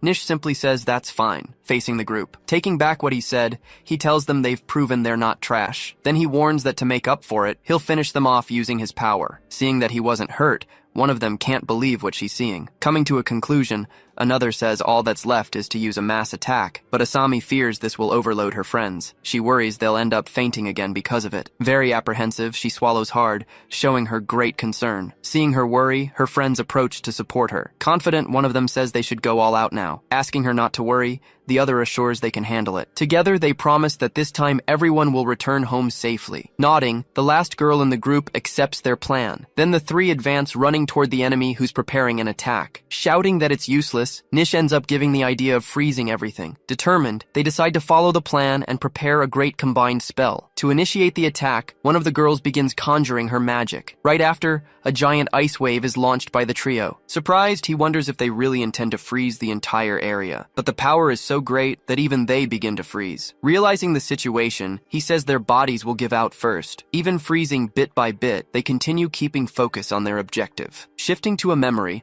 a man calls the two for a conversation. conversation. He hands over a paper, asking them to remember the notes if they fight alone. Attentive, the two girls receive the instruction that was passed to them. One of them reads the paper, hoping to never need to use that important advice. Thanking him, the other girl says she'll definitely make good use of it. With a smile, he then says goodbye, asking them to take care of everything. Back in the present, he says she's gotten stronger over these years. Reading the note, she remembers the warning about her power not keeping up. The advice said for her to trust her friend if she needed to. Understanding the message, she finally realizes what needed to be done there. She shouts that now she understands what it means to trust her companions. Seeing the sea freezing, he wonders if they don't fear for their lives. Angrily, he says he'll turn them into fish food soon. At that moment, Nish launches a powerful strike against the group. One of the girls shouts for the other, who responds that everything's all right. Then, the sword girl prepares to use her special ability. Remembering the note, she recalls the permission to use that dangerous technique. That note said he believed in her to know the right time. Swearing to never lose anyone again, she asks if her friend doesn't agree. Inside the magic circle, Nish prepares to launch his strike. Giving an evil laugh, he shouts that he finally managed to hit them. Suddenly, his strike is blocked by a giant shield. Not understanding anything, he just wonders what just happened. Protected by the shield,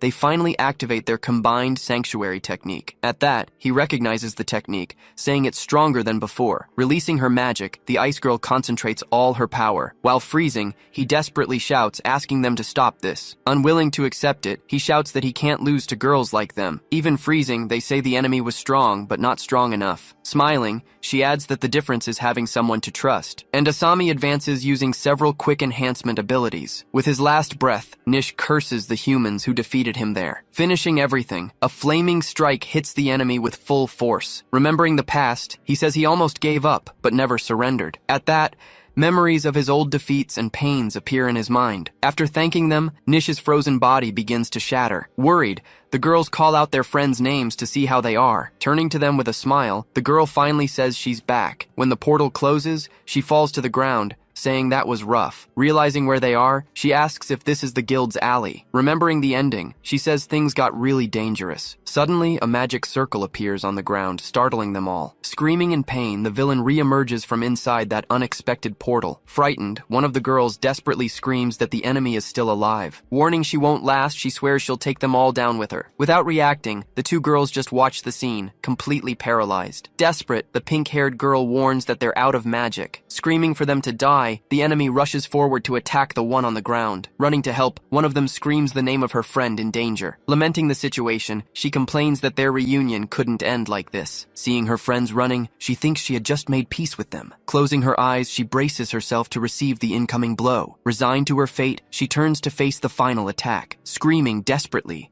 the girl runs without knowing what to do in that situation. Remembering the tragedy, she recalls the last request for her to flee from there. Unable to believe it, she just screams no, trying to stop the attack. At that moment, a sword strike cuts through the air and heads in that direction. With a single blow, the attack hits the enemy dead on by surprise. Seeing the scene, the other two girls are left completely without reaction. Defeated, the villain says this is the second time she's lost to him. She adds, saying his name is Ajido, the master of the sword. With sword in hand, he orders the enemy to stay away from his companions. Then the villain's body begins to turn to dust and disappears completely. With a sad look, one of the girls apologizes for what happened. Smiling, he says it wasn't his intention to arrive so late. Crying, she asks how a great hero can be so late. Thanking him profusely, she cries with relief that he arrived in time. Praising the good work, he says they did really well. He then asks them to thank the fallen girl, who brought him there. From afar, one of them watches the scene, recognizing that he's strong. She thinks he seems to have gotten even stronger since the fight. Seeing the two talking,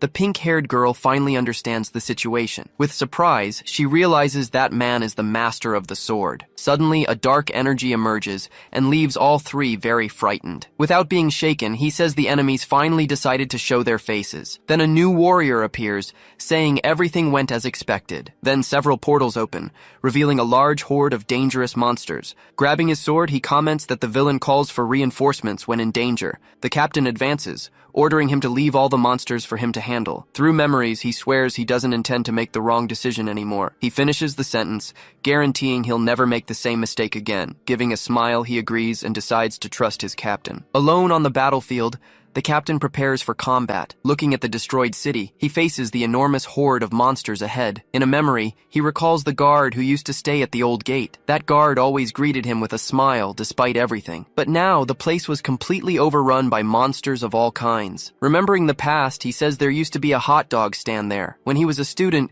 he always bought his hot dogs at that very place. With a war cry, all the monsters advance together for the attack. Spinning his weapon, he delivers a circular blow that hits many enemies. With the impact of the attack, several monsters are defeated at once. Determined, he warns he won't let them destroy his memories. He then shouts that he won't allow them to crush his treasures again. Watching from afar, one of the girls says the captain seems different. The other responds that the expression on his face just seems gentler. Asking if something happened, he responds yes, a lot happened between them. With a serious look, he observes what remained of the place ahead. Lamenting the destruction, he says they completely ravaged that place. He fears everything will repeat like 100 years ago if Ragnar returns. In fact, he believes the catastrophe might be even worse this time. Turning to the group, he warns he won't let them act anymore. With determination, he declares that the grudge of 100 years finally ends here. Suddenly, a huge explosion happens in a building right in the city center. Then the ground shakes quite a bit, startling the entire group standing there. He says it was a collision of magics,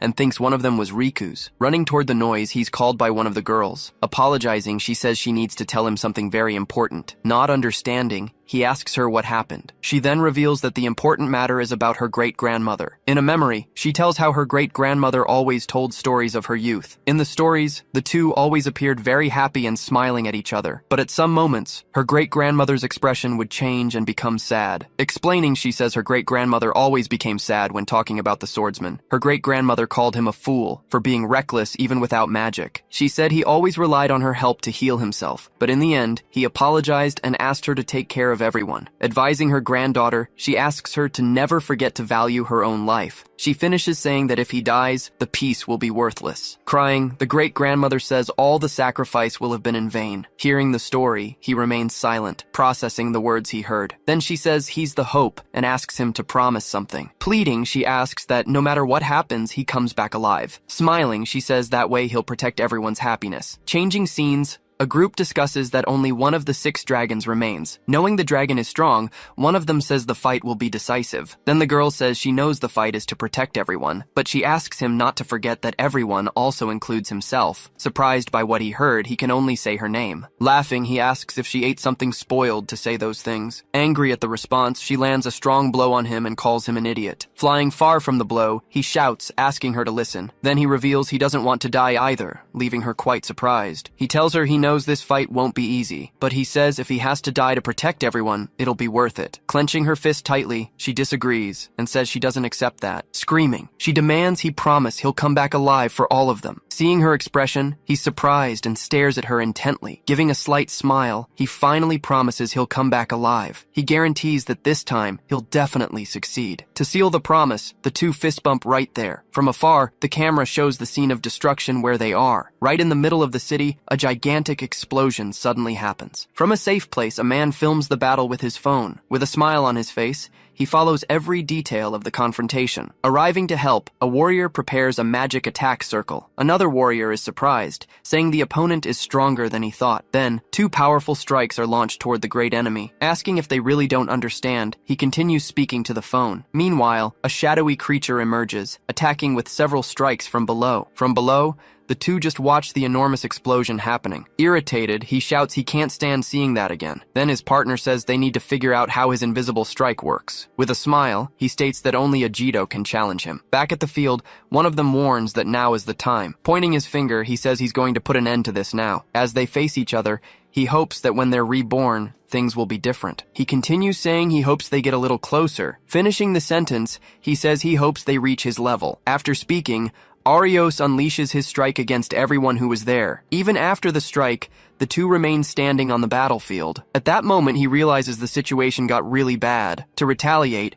he uses his swordsmanship, launching a powerful thunder strike. Seeing the result of the strike, the 3 opponents seem quite surprised. Suddenly, Ajido appears questioning what they said about his level. With a smile, Arios says that Ajido, the master swordsman, has finally arrived. Shocked, Nagi tries to say who that man is who just arrived and that he's the legendary master swordsman. Interrupting, he says there's just one thing he'd like to correct. Remembering the past, he says that 100 years ago he warned them about humans. Back then, he stated that a human could never defeat a dragon. Laughing a lot, he says he takes back everything he said before. Then he explains that he researched human culture and found it all very entertaining. Showing his cell phone, he mentions comics, anime, and social media. With his arms open wide, he says there are things there they'd never dream of. Confused, they wonder if he really is one of the 6 dragons. Talking about strength, he says he doesn't like losing one bit. Transforming, he says he can't allow humans to win. Completing the transformation, he shouts that he'll never allow that. Surprised,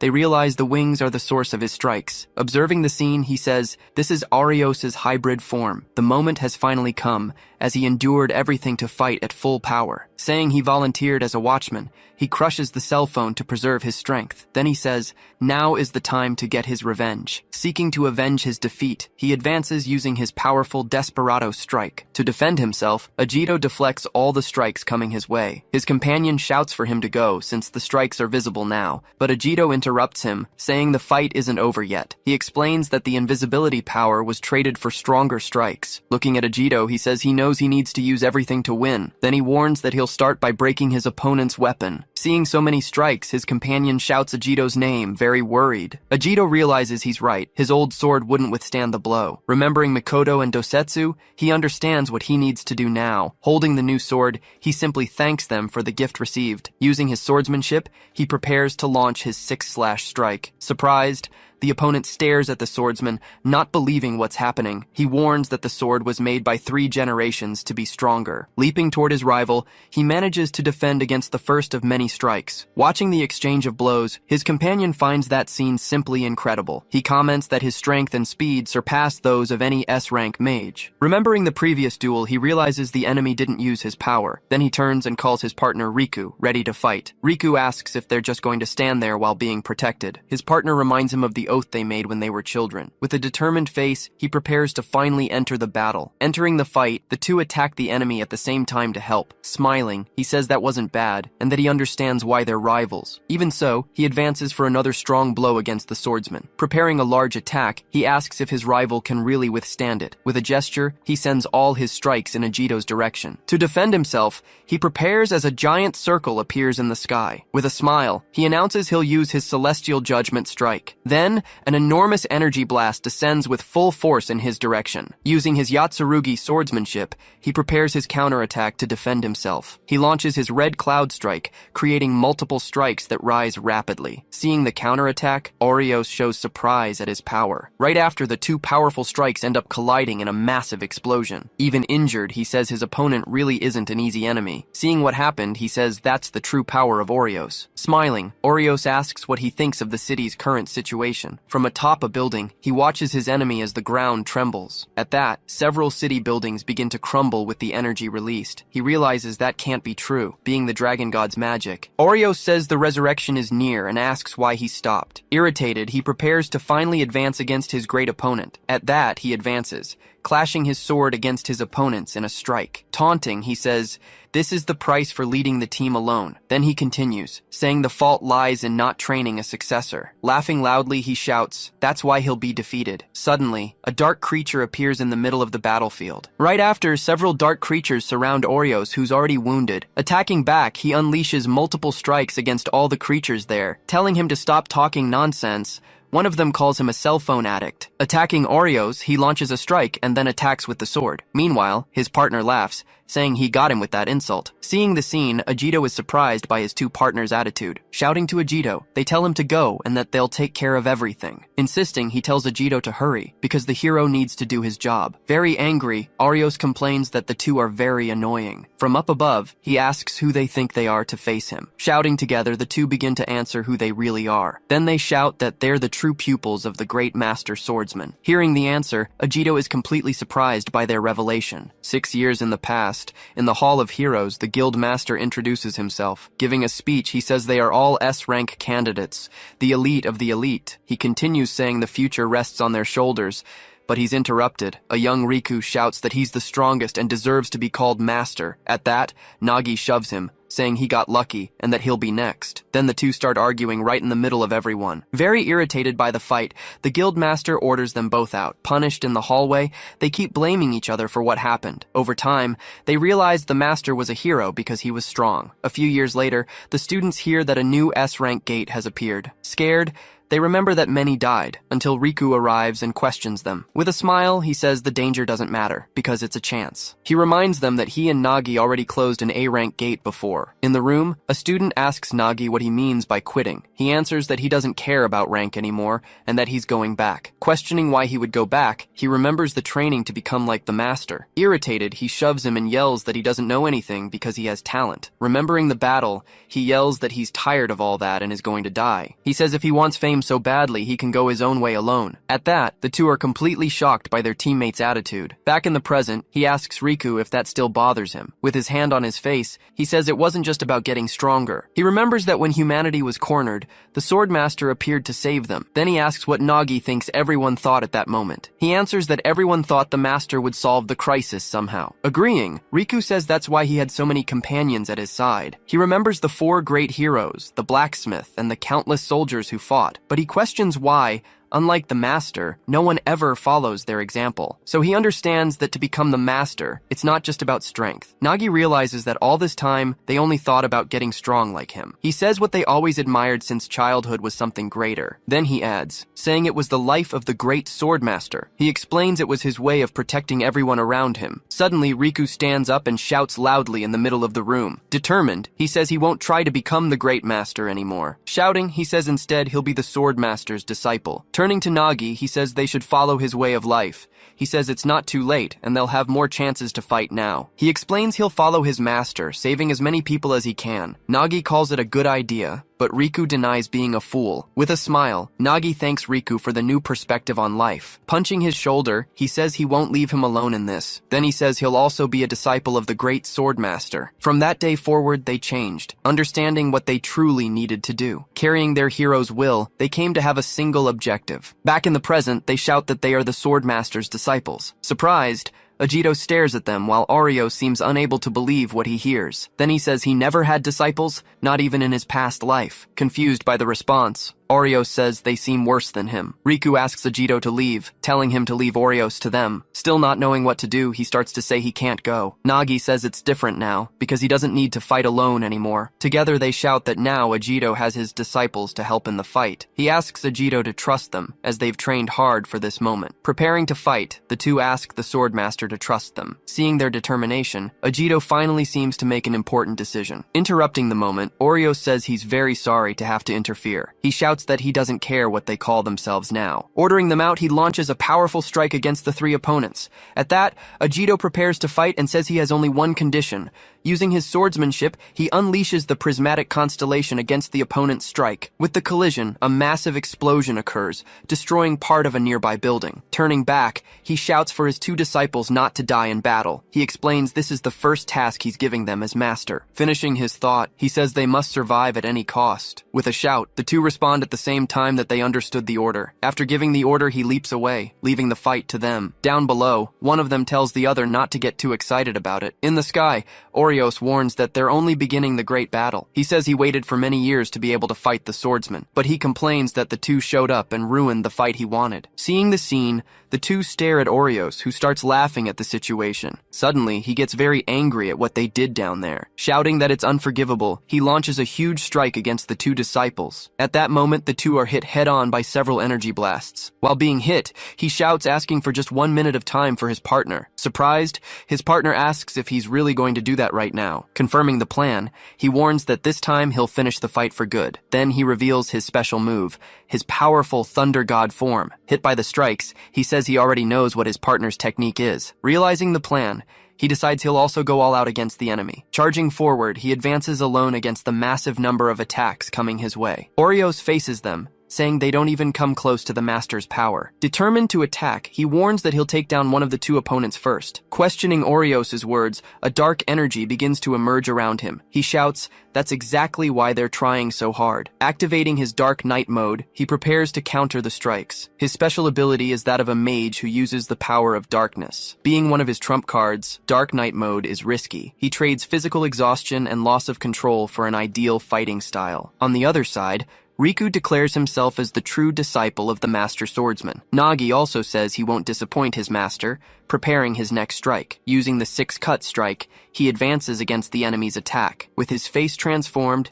he shouts that he won't fail, no matter what. Being hit, Arios realizes what's happening right now. He recognizes that was the Master Swordsman's 6-cut strike. In disbelief, he asks if he managed to imitate the technique alone without any help. Leaping toward Orios, he prepares to use his final strike on him. Shouting that he's the Master's disciple, he launches a powerful strike against Orios. Taking the hit full force, Orios falls to the ground, surprised by the attack. Very tired, he says maintaining the Knight form is already quite difficult. He complains that imitating the Master's technique is too heavy for his body. Even knowing the risks, he says he was ready to use his techniques. He says nothing will stop him from getting closer and closer to the Master. Imitating the Yatsurugi swordsmanship, he prepares to attack with everything he's got. Shouting, he launches his red cloud with black flames strike against Orios. Seeing the scene, Orios is completely surprised by what's happening. Completely breathless, he stands still in the middle of the destroyed battlefield. At that moment, his arm begins to crumble because of the power used. Observing the result of the strike, he faces the smoke rising across the field. Surprised, Orios says he had no idea what was happening. Even all wounded, he says he needs to reassess his evaluation of his opponent. On his knees, he hears Orios say that he's worthy of being a disciple, but he warns that the disciple is still far from reaching his master. Saying it's all over, he warns that he bought the time his partner needed. Not understanding, he hears his partner shout that he got him 1 minute.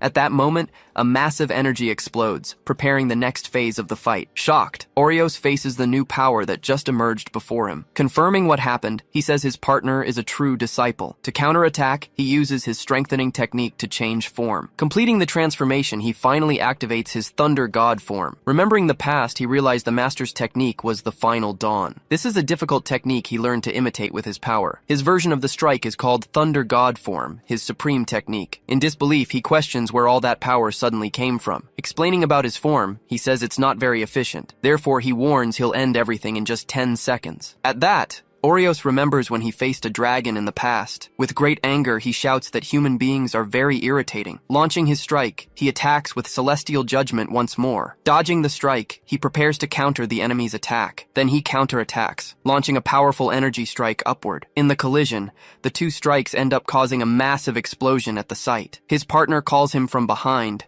leaving Orios completely surprised. Now with Orios surrounded, Riku prepares for the attack. In a double attack, they land several strikes on Orios at the same time. While fighting, he says he didn't tell his master Ajito one thing. He remembers he was happy to learn he was the Master Swordsman, but he admits they're still too inexperienced to call themselves disciples. Being hit, he shouts he'll use this fight to prove his worth. Gathering all his energy, he prepares to finally introduce himself. Launching his strike, he shouts that he's Riku Odo, disciple of the Master Swordsman. With a determined face, he faces his opponent after launching the strike.